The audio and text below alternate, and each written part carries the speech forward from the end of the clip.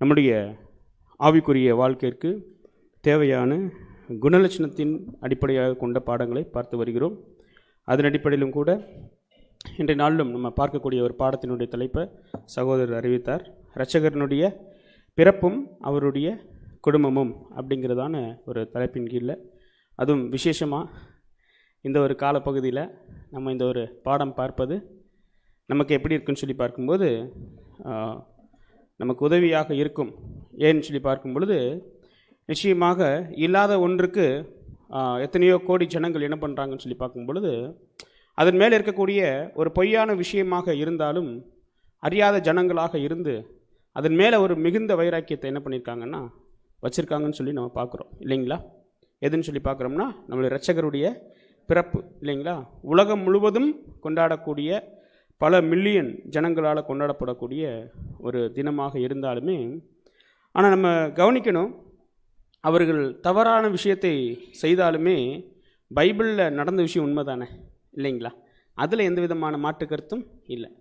அப்போது அவங்க ஏதோ ஒரு விஷயத்த தவறான விஷயமாக இருந்தாலும் அவங்க நினைவு கூறும்போது நமக்கு என்ன ஞாபகத்துக்கெலாம் வரும் அப்படின்னு சொல்லி பார்க்கும்போது, நிச்சயமாக நமக்கு ஞாபகத்துக்கு வராதது ஒன்றுமே இல்லை இல்லைங்களா?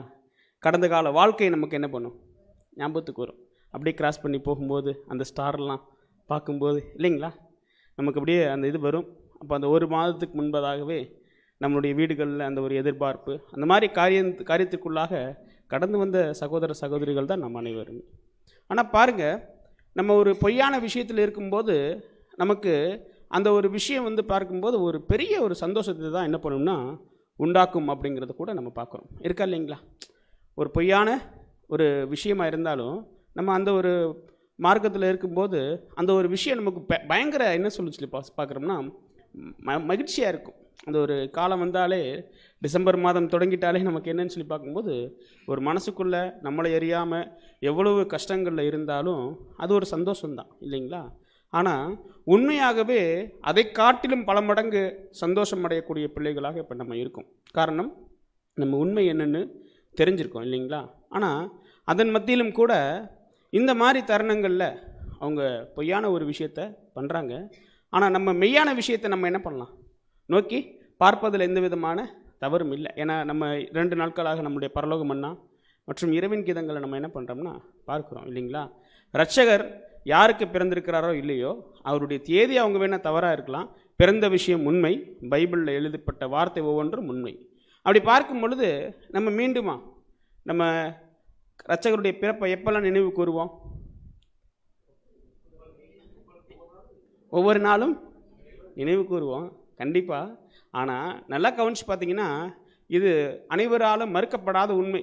எப்பெல்லாம் நமக்கு அதிகமாக ஞாபகம் வரும்னா இந்த டிசம்பர் மாதத்தில் கண்டிப்பாக ஞாபகம் வரும் இல்லைங்களா? நிச்சயமாக வரும். ஏன்னா அவங்க பொய்யான விஷயத்தை கொண்டாடுறாங்க, ஆனாலும் நம்ம ஒரு மெய்யான விஷயத்துக்குள்ளே வந்திருக்கோம், அதிகமாக நினைவு கூறுவோம். அந்த அடிப்படையில் வந்து பார்க்கும்போது நம்முடைய இரட்சகர் பிறந்தது உண்மை, அவரை குறித்து நம்முடைய வேதத்தில் இருக்கக்கூடிய அனைத்து காரியங்களும் உண்மை. அதை நம்ம இப்போ எல்லோரும் நம்ம சொன்னோம், தினந்தோறும் நம்ம நினைவு கூறணும்னு சொல்லிட்டு, அதன் அடிப்படையில் கூட இப்போ அந்த ஒரு விஷயத்தில் மத்தியில் நம்ம என்ன பண்ணலாம்னா கடந்து போகலாம். இப்போ பார்க்குறோம், என்ன பார்க்குறோம்னு சொல்லி பார்க்கும்போது இரட்சகருடைய பிறப்பும் அவருடைய குடும்பமும், அதாவது நம்முடைய இரட்சகருடைய பிறப்பிலிருந்து அவருடைய குடும்பத்தின் வாயிலாக நாம் புது சிருஷ்டிகளாக கற்றுக்கொள்ளக்கூடிய பாடம் கண்டிப்பாக இருக்கும் இல்லைங்களா? அந்த ஒரு விஷயத்தை தான் நம்ம என்ன பண்ண போகிறோம்னா பார்க்க போகிறோம். நல்லா கவனிச்சு பார்த்தோம்னா, இப்போ நம்முடைய இரட்சகர் நமக்கு தெரியும் எங்கே பிறந்தார். அந்த ஒரு வசனங்கள் என்ன பண்ணலாம்னு சொல்லி பார்க்கும்போது படித்தே நம்ம படிக்கலாம். லூக்காவினுடைய புஸ்தகம் 2ஆம் அதிகாரம் 11வது வசனம். லூக்கா 2ஆம் அதிகாரம் 11ஆம் வசனம். இன்று கர்த்தராகிய கிறிஸ்து என்னும் இரட்சகர் உங்களுக்கு தாவீதின் ஊரிலே பிறந்திருக்கிறார். பாருங்க, இன்று கர்த்தராகிய கிறிஸ்து என்னும் இரட்சகர் உங்களுக்கு தாவீதின் ஊரிலே என்ன பண்ணியிருக்காருன்னு சொல்லி பார்க்கும்போது பிறந்திருக்கிறார். அப்படி பிறந்தது யாருக்காகன்னு சொல்லி பார்க்கும்போது ஒட்டுமொத்த உலகத்திற்காக இருந்தாலும், இன்றைக்கு அவருடைய ஈடுபலியினுடைய புண்ணியங்களை அனுபவிக்கக்கூடிய பிள்ளைகளாக நாம் வந்திருக்கிறபடினால இப்போ இந்த சுவிசேஷ யுகத்தில் நம்ம வந்து தைரியமாக என்ன சொல்லலாம்னா, இரட்சகர் யாருக்காக பிறந்திருக்கார்? நமக்காக பிறந்திருக்கார் இல்லைங்களா? ரைட்ஸ். இப்போது இரட்சகர் பிறக்கணும். இரட்சகர்னு சொல்கிறத விட, அவர் ஆண்டவராகிய இயேசு கிறிஸ்துன்னு சொல்கிறத விட இயேசு அப்படிங்கிற ஒரு பாலகன் பிறக்கணும். கரெக்டுங்களா? என்ன பிரதர் பாலகன்லாம் இல்லைங்களா? பாலகன்லாம் நம்ம எப்போ ஞாபகத்துக்கு கூறுவோம்னா இல்லைங்களா? இயேசுங்கிற ஒரு பாலகன் என்ன பண்ணணும்னா இந்த பூமியில் பிறக்கணும். கரெக்டுங்களா? பிறக்கணும்னா அவருக்கு ஒரு என்ன வேணும்? ஒரு குடும்பம் வேணும். கரெக்டுங்களா? அப்போ அவருடைய குடும்பம் அப்படிங்கிறது வந்து ரொம்ப ரொம்ப முக்கியம் இல்லைங்களா? இப்போ நம்மலாம் வந்து இருக்கோம்னா ஒரு குடும்பம், அந்த ஒரு குடும்பத்தில் வந்திருக்கோம். ஆனால் ஆண்டவராகிய இயேசு கிறிஸ்துவுக்கு வந்து பார்க்கும்போது பிறப்புங்கிற ஒரு விஷயம் பரிசுத்த ஆவியினால் இருந்தாலுமே அவர்களை வளர்க்கக்கூடிய அல்லது ஆண்டவராகிய இயேசு கிறிஸ்துவை பெற்றெடுக்கக்கூடிய ஒரு கருவியாக ஒரு மனுஷி வேணும். கரெக்டுங்களா? அதே நேரத்தில் அவரை சரியான விதத்தில் வளர்க்கக்கூடிய ஒரு மனுஷன் வேணும் இல்லைங்களா? அதற்காக தேவன் தெரிந்தெடுத்த குடும்பம் நமக்கு தெரியும் தான் இல்லைங்களா? அது யாருடைய குடும்பம் என்று சொல்லி பார்க்குறோம்னா யோசேப்பினுடைய குடும்பம் இல்லைங்களா? இப்போ நம்ம என்ன கேள்வி கேட்குறோம்னா, இத்தனை குடும்பங்கள் இருந்திருக்கும் யூதேயாவில், எருசலேமில், மற்ற பகுதிகளெலாம். அதையெல்லாம் விட்டுட்டு ஏங்க தேவன் இவங்கள தேர்ந்தெடுக்கணும்? அவங்களுடைய கேரக்டர் அப்படி சொல்லலாம், கண்டிப்பாக சொல்லலாம். கண்டிப்பாக அதுதான் என்னன்னு சொல்லி பார்க்குறோம்னா உண்மை. நல்லா கவனிச்சு பார்த்தோம்னா தேவன் எவ்வளவு தூரத்துலேருந்து இவங்களை கண்ணோக்கி பார்த்துருப்பாரு. எத்தனையோ குடும்பங்கள் இருந்திருக்கும். அத்தனை குடும்பங்களுக்கு மத்தியில் இவங்க குடும்பத்தை தேர்ந்தெடுக்கிறாருன்னா அவங்க குடும்பத்தில் கண்டிப்பாக ஏதோ ஒரு படிப்பனையை தேவன் நமக்கு என்ன பண்ணிப்பார்னா வச்சுருப்பார். அதில் எந்த விதமான மாற்று கருத்தும் இல்லை. நல்லா கவனிச்சு பார்த்தோம்னா இப்போது ஆண்டவராகிய இயேசு கிறிஸ்து அந்த வீட்டில் வந்து பிறக்கணும்னு வைங்க, அந்த குடும்பத்தை யாரை தேர்ந்தெடுக்கணும்? தேவன் தான் தேர்ந்தெடுக்கணும். அதுவும் இயேசு கிறிஸ்துவை பிறந்து அவர் வந்து யார் அம்மான்னு கூப்பிடணும்னா மரியாள் அம்மான்னு கூப்பிடணும், யோசேப்பை அப்பான்னு கூப்பிடணும். அதுக்கு உண்மைத்தன்மை அவங்க இருக்கணும்ல. அந்த மாதிரி குடும்பத்தை தேர்ந்தெடுக்கிறதுல தேவன் எவ்வளோ கவனமாக இருந்திருப்பார் இல்லைங்களா? உலகத்துக்கு ரட்சிப்பு தரக்கூடிய ஒரு இரட்சகர் அவர் வந்து பிறக்கணும்னா அந்த குடும்பம் எவ்வளவு குவாலிட்டியாக இருக்கணும் அப்படிங்கிறத யாரே செலக்ட் பண்ணியிருப்பாருன்னா தேவனை செலக்ட் பண்ணியிருப்பார். நல்லா கவனிச்சு பார்த்தோம்னா எத்தனை பேர் யூதேயா தேசத்தில் இருந்தாலும் அல்லது எத்தனை பேர் அந்த எருசலேமில் இருந்தாலும் கண்டிப்பாக அத்தனை குடும்பத்தை காட்டிலும் நம்ம ஃபஸ்ட்டு கண்டுபிடிக்கிற பாயிண்ட் என்ன தெரியுங்களா? அந்த குடும்பம் அங்கே சிறந்ததாக இருந்தது. கரெக்டுங்களா? இந்த ஒரு விஷயத்தை அப்படியே பொருத்தி பார்க்கலாம். எத்தனை குடும்பங்கள் கோயம்புத்தூரில் இருந்தாலும் அத்தனை குடும்பத்திலும் வேதமானவர்களாகிய தேவனுடைய பிள்ளைகளாகிய நம்மளுடைய குடும்பம் எப்படி இருக்கணும்? சிறந்ததாக இருக்கணும். இதான் ஃபஸ்ட்டு பாயிண்ட் நம்ம கண்டுபிடிக்கிறோம் இல்லைங்களா? எவ்வளவோ பெரிய, ஏன்னா அங்கே மட்டும்தான் இயேசு கிறிஸ்து பிறந்தாரா? நம்ம மத்தியிலும் ஞானஸ்நானம் எடுத்தவர்கள் எத்தனை பேரோ அத்தனை பேரும் எப்போ நம்ம ஞானஸ்நானம் எடுக்கிறோமோ அங்கே ஒரு இரட்சகர் புது சிருஷ்டி அப்படிங்கிற ஒரு விஷயம் நமக்குள்ளே என்ன ஆகுதுன்னா உருவாகுது. அப்படின்னா நம்ம அனைவருமே இங்கே எப்படி இருக்கோம்னா குடும்பமாக இருக்கோம்.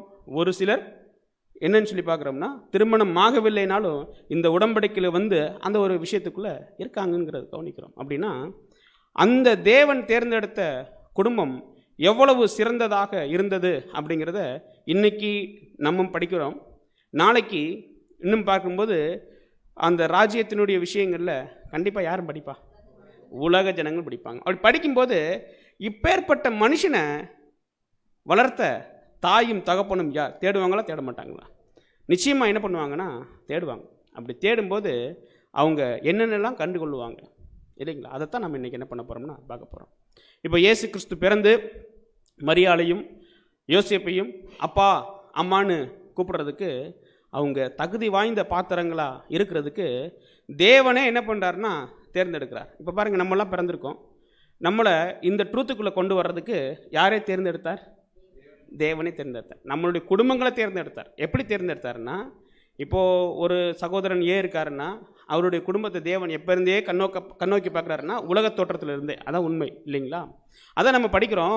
எப்படி சொல்லி பார்க்கும்போது தேவனே தேர்ந்தெடுத்தார். வாசிக்கலாம். அப்போஸ்தலர் 17ஆம் அதிகாரம் 26வது வசனம். அப்போஸ்தலர் 17ஆம் அதிகாரம் 26ஆம் வசனம். மறுஜாதியான சகல ஜனங்களையும் அவர் ஒரே இரத்தத்தினாலே தோன்ற பண்ணி. மனுஷ ஜாதியான சகல ஜனங்களையும் படிங்க.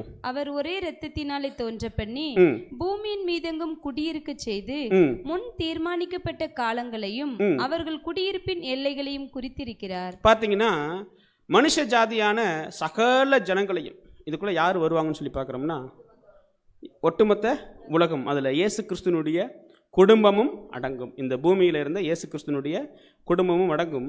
அதாவது மனுஷ ஜாதியான சகல ஜனங்களையும் அவர் ஒரே இரத்தத்தினாலே தோன்ற பண்ணி, ஆதாமினுடைய இரத்தத்தினாலே தோன்ற பண்ணி பூமி மீதெங்கும் என்ன பண்ணார்னா குடியிருக்க செய்தார். இந்தியாவில் இந்த மாதிரி நிறைய இடங்கள் என்ன பண்ணிட்டார்னா குடியிருக்க செய்தார். அதே போல மரியாளுடைய குடும்பத்தையும், அதாவது ஆண்டவராக இயேசு கிறிஸ்துனுடைய குடும்பத்தையும் எங்கே வைக்கணுமோ என்ன பண்ணிட்டார்னா அங்கே வச்சிட்டார் இல்லைங்களா. இந்த காரியம் யாரே செய்தது?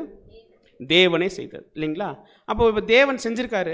இப்போ நம்ம ரட்சகருடைய விஷயத்தை படிக்கிறோம். இன்னும் ரட்சகருடைய குடும்பத்தை நாம் உலக ஜனங்கள் கண்டிப்பாக ஒரு நாள் வந்து என்ன பண்ண போகிறாங்க, அறிந்து கொள்ள போகிறாங்கன்னா அதற்கு முன்பதாக நம்ம என்ன பண்ணணும்னா அறிந்து கொள்ளணும். சாதாரணமாக ஒரு குழந்தை இந்த பூமியில் பிறந்து, நான் சொல்கிறது உலகத்தில் இருக்கக்கூடிய குழந்தை பிறந்து யாரும் சாதிக்க முடியாத ஒரு செயலை செஞ்சிருச்சுன்னு வைங்களேன், எல்லாரும் எங்கே போவாங்க தெரியுங்களா? இம்மீடியட்டாக மீடியாலாம் எங்கே போவாங்க? அந்த குழந்தையுடைய குடும்பத்தை தேடி என்ன பண்ணிடுவாங்க, நீங்கள் யார், அவருக்கு என்ன உறவின் முறை அப்படி என்ன பண்ணுவாங்க, ஒரு பேட்டி எடுப்பாங்க இல்லைங்களா. அந்த மாதிரிலாம் இருக்கும் பொழுது கண்டிப்பாக இந்த பூமியில் பிறந்து சாகக்கூடிய மனிதன் செய்யக்கூடிய சாதனைக்கே இவ்வளவு பிரம்மாண்டங்களாக இருக்கும் பொழுது நிச்சயமாக ராஜ்யத்தில் ஜனங்கள் வந்து இவ்வளவு பெரிய காரியத்தை செய்த இரட்சகருடைய குடும்பத்தை நோக்கி பார்ப்பாங்கன்னா கண்டிப்பாக பார்ப்பாங்க. இன்றைக்கி நம்ம கவனிக்கணும். ஏன்னா நம்ம என்ன கம்பேர் பண்ணோம்னா, எப்படி தேவன் ஒரு குடும்பத்தை இவ்வளவு கவனம் செலுத்தி தேர்ந்தெடுப்பாரோ அதை போலவே நம்மளுடைய குடும்பமும் இருக்கணும் அப்படிங்கிற கண்ணோட்டத்தோடு இப்போ என்ன பண்ணலாம்னா கடந்து போகலாம். அப்படி கடந்து போகும்போது இப்போ நிறைய வசனங்கள் அவருடைய தாயை குறித்தும் தகப்பனை குறித்தும் இருக்கானா? இல்லை, கொஞ்சம் வசனங்கள் இல்லைங்களா. அப்போ அந்த கொஞ்சம் வசனங்களுக்குள்ள நமக்கான சின்ன சின்ன படிப்பினைகளை தேவன் என்ன பண்ணியிருப்பார்னா வச்சுருப்பார். இப்போ நம்ம வசனம் படிக்கலாம். மத்தேயுனுடைய புஸ்தகம் 1ஆம் அதிகாரம் வசனம் 20, 24, 25, 20 இதில் படிக்கலாம். மத்தேயு 1ஆம் அதிகாரம் 20ஆம் வசனம். அவன் இப்படி சிந்தித்துக் கொண்டிருக்கையில் கர்த்தருடைய தூதன் சொப்பனத்தில் அவனுக்கு காணப்பட்டு, தாவீதின் குமாரனாகிய யோசேப்பே, உன் மனைவியாகிய மரியாளை சேர்த்துக்கொள்ள ஐயப்படாதே, அவளிடத்தில் உற்பத்தியாயிருக்கிறது பரிசுத்த ஆவியினால் உண்டானது. பார்த்தீங்கன்னா இப்போ யோசேப்பு என்ன நிகழ்வுக்கு அப்புறம் தூங்கிக்கிட்டு இருக்காருன்னு சொல்லி பார்க்குறோம்னா, இப்போ அவரை யாருக்கு நிச்சயிக்கப்பட்டாங்கன்னு சொல்லி பார்க்க, மரியாதை நிச்சயிக்கப்பட்டாங்க, எல்லாமே இருந்துருச்சு, தெரிஞ்சிருச்சு. இப்போது அவருக்குள்ளே தோணிருச்சு. என்ன தோணிருச்சுன்னா ஒரு ஐயம் தோணிருச்சு. என்ன ஐயம்? மரியாதை என்னவா இருக்காங்க, கர்ப்பமாக இருக்கக்கூடிய ஐயம் தோணிருச்சு. அந்த நினைவோடையே கண்டிப்பாக அவர் என்ன பண்ணியிருக்கணும்னா தூங்கிட்டு இருந்திருக்கணும். தூங்கிட்டு இருக்கும் பொழுது இப்போ சொப்பனத்தில் ஒரு தூதர் வந்து என்ன பண்ணுறாருன்னா இந்த மாதிரி சொல்கிறாரு, அதாவது நீ அவங்கள சேர்த்துக்கொள்ள நீ என்ன பண்ணாத, ஐயப்படாத அப்படின்னு சொன்னதுக்கப்புறம் தொடர்ந்து இப்போ பாருங்க 24வது வசனம். 24ஆம் வசனம். யோசேப்பு நித்திரை தெளிந்து எழுந்து கர்த்தருடைய தூதன் தனக்கு கட்டளையிட்டபடியே தன் மனைவியை சேர்த்து கொண்டு, பாருங்க தூக்கத்தொட்டு எழுந்தவனே என்ன பண்ணுறாருங்க அவர், இம்மிடியட்டா தூதன் சொன்ன மாதிரி என்ன பண்ணுவார், அடுத்த நாள் காலையில் போய் மரியாளோட வீட்டில் போயிட்டு கரத்தை பிடித்து வாங்க அப்படின்னு கூட்டிகிட்டு போயிடுவாரா? அப்படின்னா நம்ம கொஞ்சம் வசனங்கள் சுருக்கமாக இருந்தாலும் நம்ம நிதானிக்கணும். இது ஒரு காலப்பகுதியாக கண்டிப்பாக என்ன பண்ணியிருக்கணும்னா இருந்துக்கணும். ஏன்னு சொல்லி பார்க்கும்போது நம்ம அடுத்த வசனம் படிக்கிறோம். அவருடைய முதற் பேரான குமாரனை பெருமளவும், அதாவது ஆண்டவராகிய இயேசு கிறிஸ்துவை பெறுற வரைக்கும் மரியாதை இவங்க என்ன பண்ணல தெரியுங்களா, டச் பண்ணவே இல்லை இல்லைங்களா. எவ்வளவு பெரிய இச்சை அடக்கம் இல்லைங்களா. நம்ம சின்ன சின்ன பாயிண்ட்டு தான் நம்ம யோசிக்கணும்.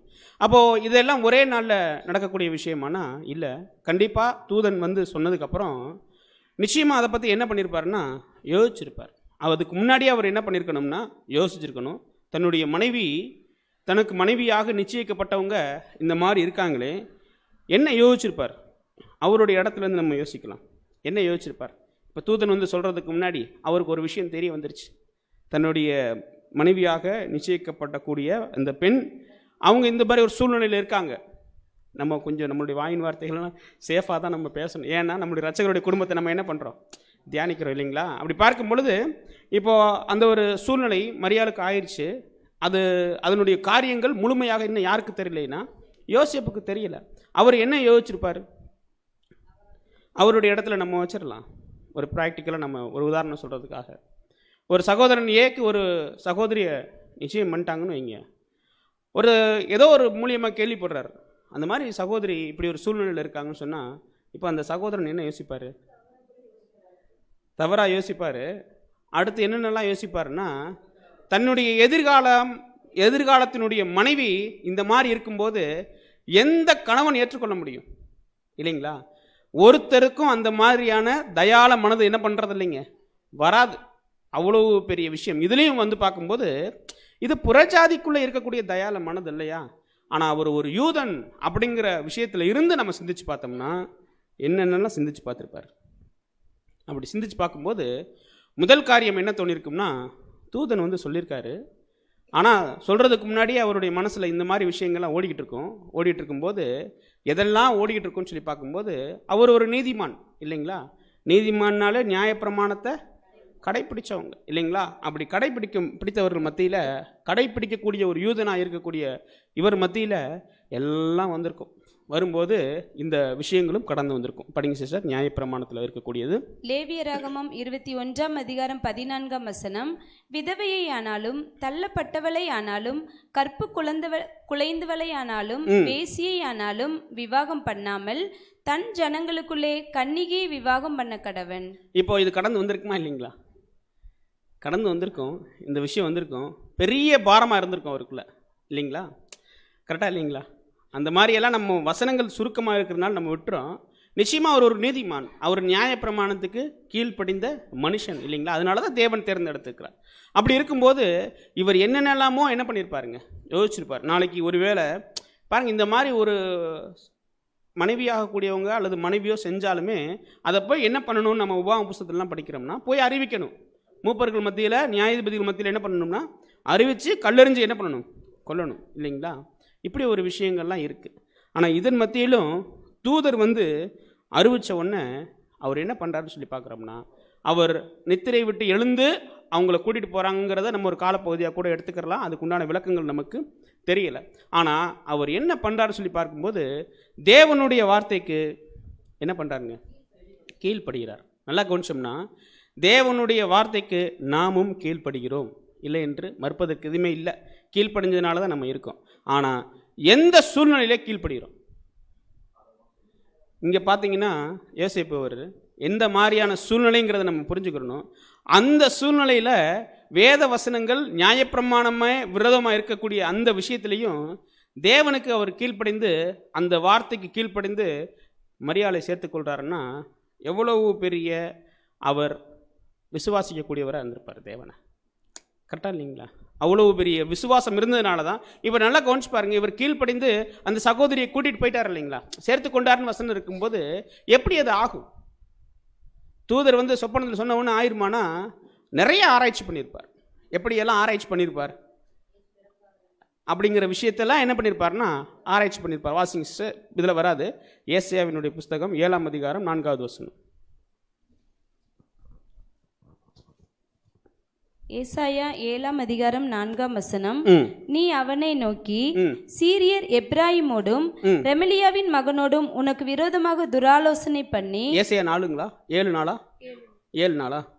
மாறிச்சு நினைக்கிறேன். ஒரு வசனம் இருக்கு, ஒரு அடையாளமாக ஒரு கன்னிகை என்ன பண்ணுவீங்க, அந்த ஒரு வசனம் இருக்கு. கண்டிப்பா அதெல்லாம் அவர் என்ன பண்ணியிருக்கணும்னா, பரவாயில்ல 14 ஓகே 14. ஏசாயா 7 அதிகாரம் 14 ஆதலால் ஆண்டவர் தாமே உங்களுக்கு ஒரு அடையாளத்தை கொடுப்பார். இதோ ஒரு கன்னிகை கர்ப்பவதியாகி ஒரு குமாரனை பெறுவாள், அவருக்கு இம்மானியேல் என்று பெயரிடுவாள். பாத்தீங்கன்னா இந்த மாதிரியான விஷயங்கள் எல்லாம் அவர் என்ன பண்ணியிருக்கணும்னு சொல்லி பார்க்கும்போது ரொம்ப ஆராய்ஞ்சிருக்கணும் இல்லைங்களா? ஆராய்ஞ்சு ஒரு பெரிய விஷயத்தை அவர் என்ன பண்ணிடுறாருன்னா, கண்டிப்பா தீர்க்க தரிசனம் இருக்கு, அந்த தீர்க்க தரிசனம் நிறைவேறுதலுக்கு நான் என்னவா இருக்கேன்னா ஒரு காரணியாக இருக்கேங்கிறத அவர் கண்டிப்பாக என்ன பண்ணியிருப்பாருன்னா புரிந்து கொண்டு இந்த ஒரு விஷயத்த செய்கிறார். சாதாரணமாக தேவன் மேலே நம்பிக்கை வந்துருமானா வர்றதில்லை. நிறைய ஆராய்ச்சிகள் அங்கே அவர் என்ன பண்ணியிருக்கணும், நிச்சயமாக அந்த விஷயங்களில் வந்திருக்கணும். நல்லா கவனிச்சு பார்த்தோம்னா ஏசாயாவினுடைய புஸ்தகத்தை அவங்க என்ன பண்ணுவாங்கன்னு சொல்லி பார்க்கும்போது அடிக்கடி ஃப்ரீக்வெண்ட்டாக அதை இது பண்ணுறவங்களா இருந்தாங்க. எப்படின்னு பார்க்கும்போது ஆண்டவராக இயேசு கிறிஸ்துவே தேவாலயத்துக்கு போய் அவர் ஏசாயாவினுடைய புஸ்தகத்தை தான் இது பண்ணுறான்னு சொல்லி பார்க்குறோம். அப்போ இவ்வளவு ஆராய்ச்சிகள்லாம் அவருடைய மனசில் ஓடி இருக்கணும், அல்லது இதில் பழக்கப்பட்டவராக இருந்ததுனால தான் இந்த ஒரு காரியத்தை தேவன் மேலே அதிகமாக விசுவாசத்தை வைக்கக்கூடியவராக கூட அவர் காணப்படுறாருன்னு சொல்லி பார்க்குறோம். அப்போது இங்கே கவனிக்கிறோம், இயேசு கிறிஸ்துவனுடைய தகப்பன் இல்லைங்களா, அந்த குடும்பத்தினுடைய தகப்பன் அவர் செய்யக்கூடிய ஃபர்ஸ்ட் பாயிண்ட் என்ன, தேவனுக்கு கீழ்ப்படுகிறார் இங்கே நம்ம எல்லாரும் புது சிஷ்யனுடைய குடும்பத்தினுடைய தலைவன், கரெக்டுங்களா? நம்ம எல்லாரும் புது சிஷ்யனுடைய குடும்பத்தினுடைய தலைவர்களாக இருக்கலாம். சில இடங்களில் சகோதரிகள் அந்த ஒரு விஷயத்தை பெற்றுக்கலாம். இப்போது நல்லா கவனிச்சு பார்த்தோம்னா நாமும் கீழ்ப்படுகிறோம், கரெக்டுங்களா? எந்த சூழ்நிலையில் கீழ்ப்படுகிறோம், அதான் இங்கே விஷயம். அங்கே நம்ம பார்க்கும்போது அவருக்கு எதிராக இருந்த சூழ்நிலையில் அவர் என்ன பண்ணுறாரு சொல்லி பார்க்குறோம்னா கீழ்ப்படுகிறார். நாமும் எந்த விதமான சூழ்நிலையில் கீழ்ப்படுகிறோம் அப்படிங்கிறத இப்போ ரட்சகருடைய அந்த குடும்பத்திலிருந்து நம்ம என்ன பண்ணுறோம்னா கண்டுபிடிக்கிறோம். ஒரு புது சிஷ்யனுடைய குடும்பத் தலைவன் தேவனுடைய வார்த்தைக்கு ஃபஸ்ட்டு அவர் கீழ்ப்படிஞ்சால் மட்டும்தான் மற்ற எல்லா காரியமுமே என்ன ஆகுதுன்னு சொல்லி பார்க்குறோம்னா துவங்குது. பழியை பார்க்கிலும் கீழ்ப்படிதல், இல்லைங்களா? அந்த ஒரு விஷயத்தை நம்ம இங்கே கண்ணோக்கி பார்க்கும்போது எவ்வளவு பெரிய சாதகமற்ற சூழ்நிலை இருந்தாலும் தேவன் எதிர்பார்க்கக்கூடியது கீழ்ப்படிதல் மாத்திரமே. நல்லா கவனிச்சு பார்த்தோம்னா சவுலினுடைய காரியம் வரும்போது வர தாமதித்த போது தான் இருக்கு. யார் வர தாமதித்த போது? சாமியல் வர தாமதித்த போது பாளையம் அவருக்கு எதிராக வர ஆரம்பிக்குது, இல்லைங்களா? ஆனால் அந்த இடத்துலையும் பலி செலுத்தாமல் கீழ்ப்படுத்திருந்தாருன்னா வரக்கூடிய பாளையத்தை தடுத்து நிறுத்துகிற அளவுக்கு தேவனுக்கு என்ன இருக்குன்னு சொல்லி பார்க்குறோம்னா வல்லமை இருக்குது. நிறைய நேரங்களில் நாம் கீழ்ப்படுதலை நிறுத்திட்டு மற்ற காரியங்களுக்குள்ளே போவோம், பார்த்தீங்களா? அது எப்போன்னு சொல்லி பார்க்கும்போது நமக்கு சாதகமற்ற சூழ்நிலை வரும்போது. ஆனால் இங்கே கண்டுபிடிக்கிறோம் ரட்சகருடைய குடும்பத்திலிருந்து சாதகமற்ற சூழ்நிலையில் அவர் ஒரு குடும்ப தலைவனாக இருந்து அவர் செய்கிறார். ஒருவேளை இதை அவர் செய்யாமல் விட்டுருந்தாருன்னா என்ன ஆகும்? என்னங்க சிஸ்டர்? தேவனுடைய திட்டம் எப்படி நிறைவேறுங்கிறீங்களா? எப்படி நிறைவேறாதுன்னு சொல்கிறீங்க? வேற யாராவது நல்லா கவனிச்சு பார்த்தோம்னா வேற எல்லா குடும்பங்களையும் ஆராய்ந்து பார்த்து அதில் பெஸ்ட்டாக தான் எதை சூஸ் பண்ணியிருக்காருன்னா, அப்போ நல்லா கவனிக்கணும். இதுக்கு நம்ம ஆப்ஷனே என்ன பண்ண முடியாது தெரியுங்களா?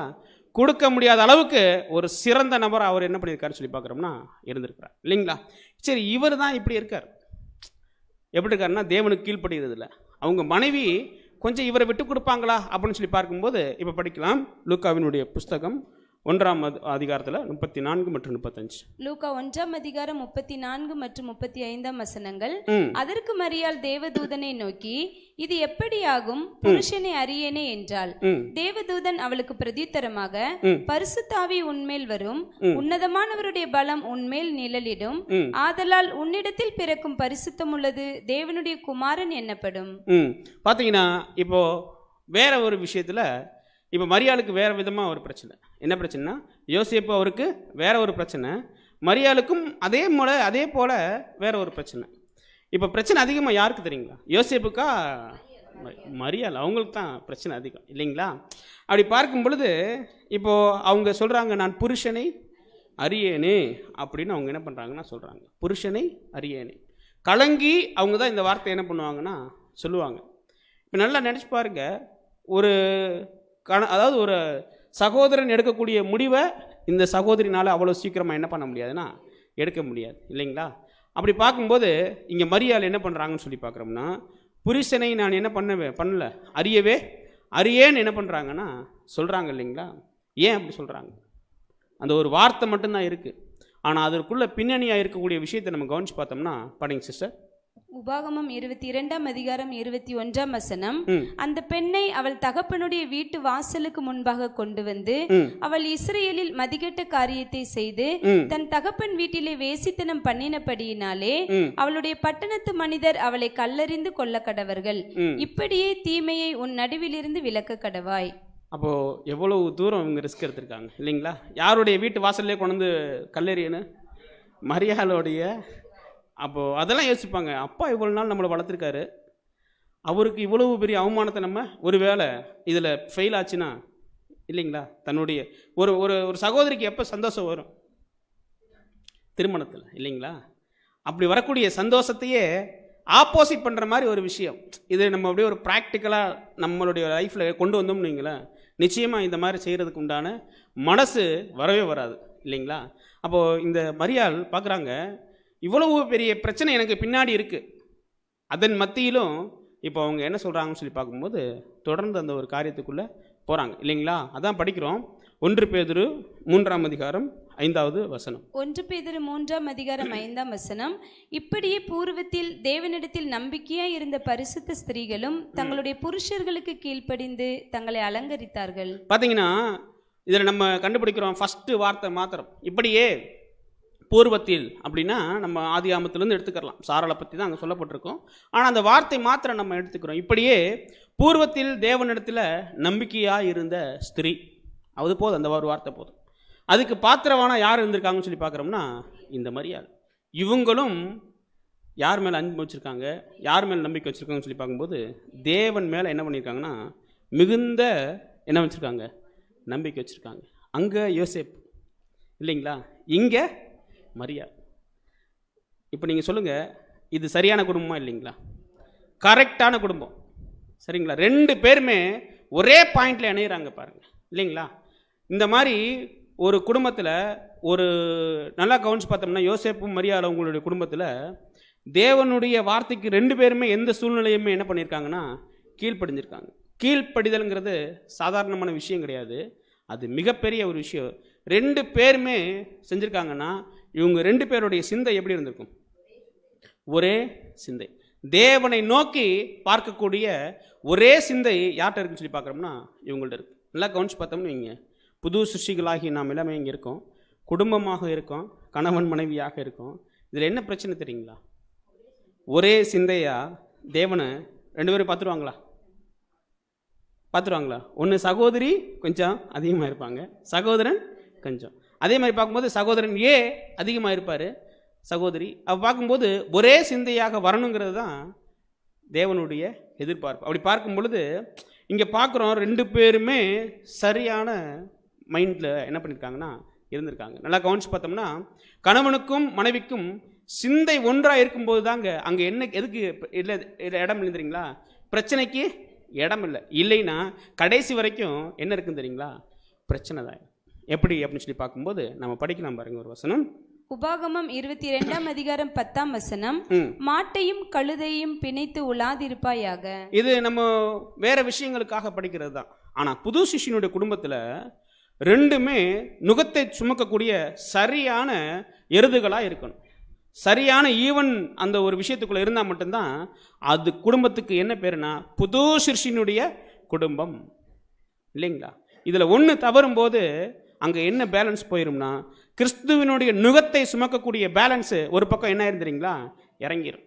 ஒரு சகோதரன் நல்லா ஓடுறாருன்னு வைங்க, அந்த சகோதரனுக்கு எந்த அளவுக்கும் ஊழியம் செய்யக்கூடிய, அதாவது அவருடைய கிறிஸ்துவாக நினைத்து அவருக்கு அனைத்து காரியங்களிலும் உதவி செய்யக்கூடிய சகோதரி பி இருக்காங்கன்னு வைங்க, அவங்க சப்போர்ட் பண்ணலைன்னா என்ன ஆகும்? கிறிஸ்துவை சுமக்கக்கூடிய நுகம் அங்கே கஷ்டப்படுறத நம்ம கவனிப்போம். ஆனால் நல்லா கவனிச்சு பார்த்தோம்னா இங்கே மரியாளினுடைய குடும்பத்தில் புது சிருஷ்டியினுடைய குடும்பமாக இருந்து நம்ம கற்றுக்கொள்ளக்கூடிய விஷயம் என்ன தெரியுங்களா, கணவனுக்கும் மனைவிக்கும் இருந்த ஒரே சிந்தை, இல்லைங்களா? இந்த ஒரே சிந்தைங்கிறது ரொம்ப ரொம்ப அவசியம் அப்படிங்கிறத நம்மளுடைய இரட்சகருடைய குடும்பத்திலிருந்து இப்போ நம்ம என்ன பண்ணுறோம்னா கண்டுபிடிக்கிறோம். இது ஒரு பாயிண்ட்.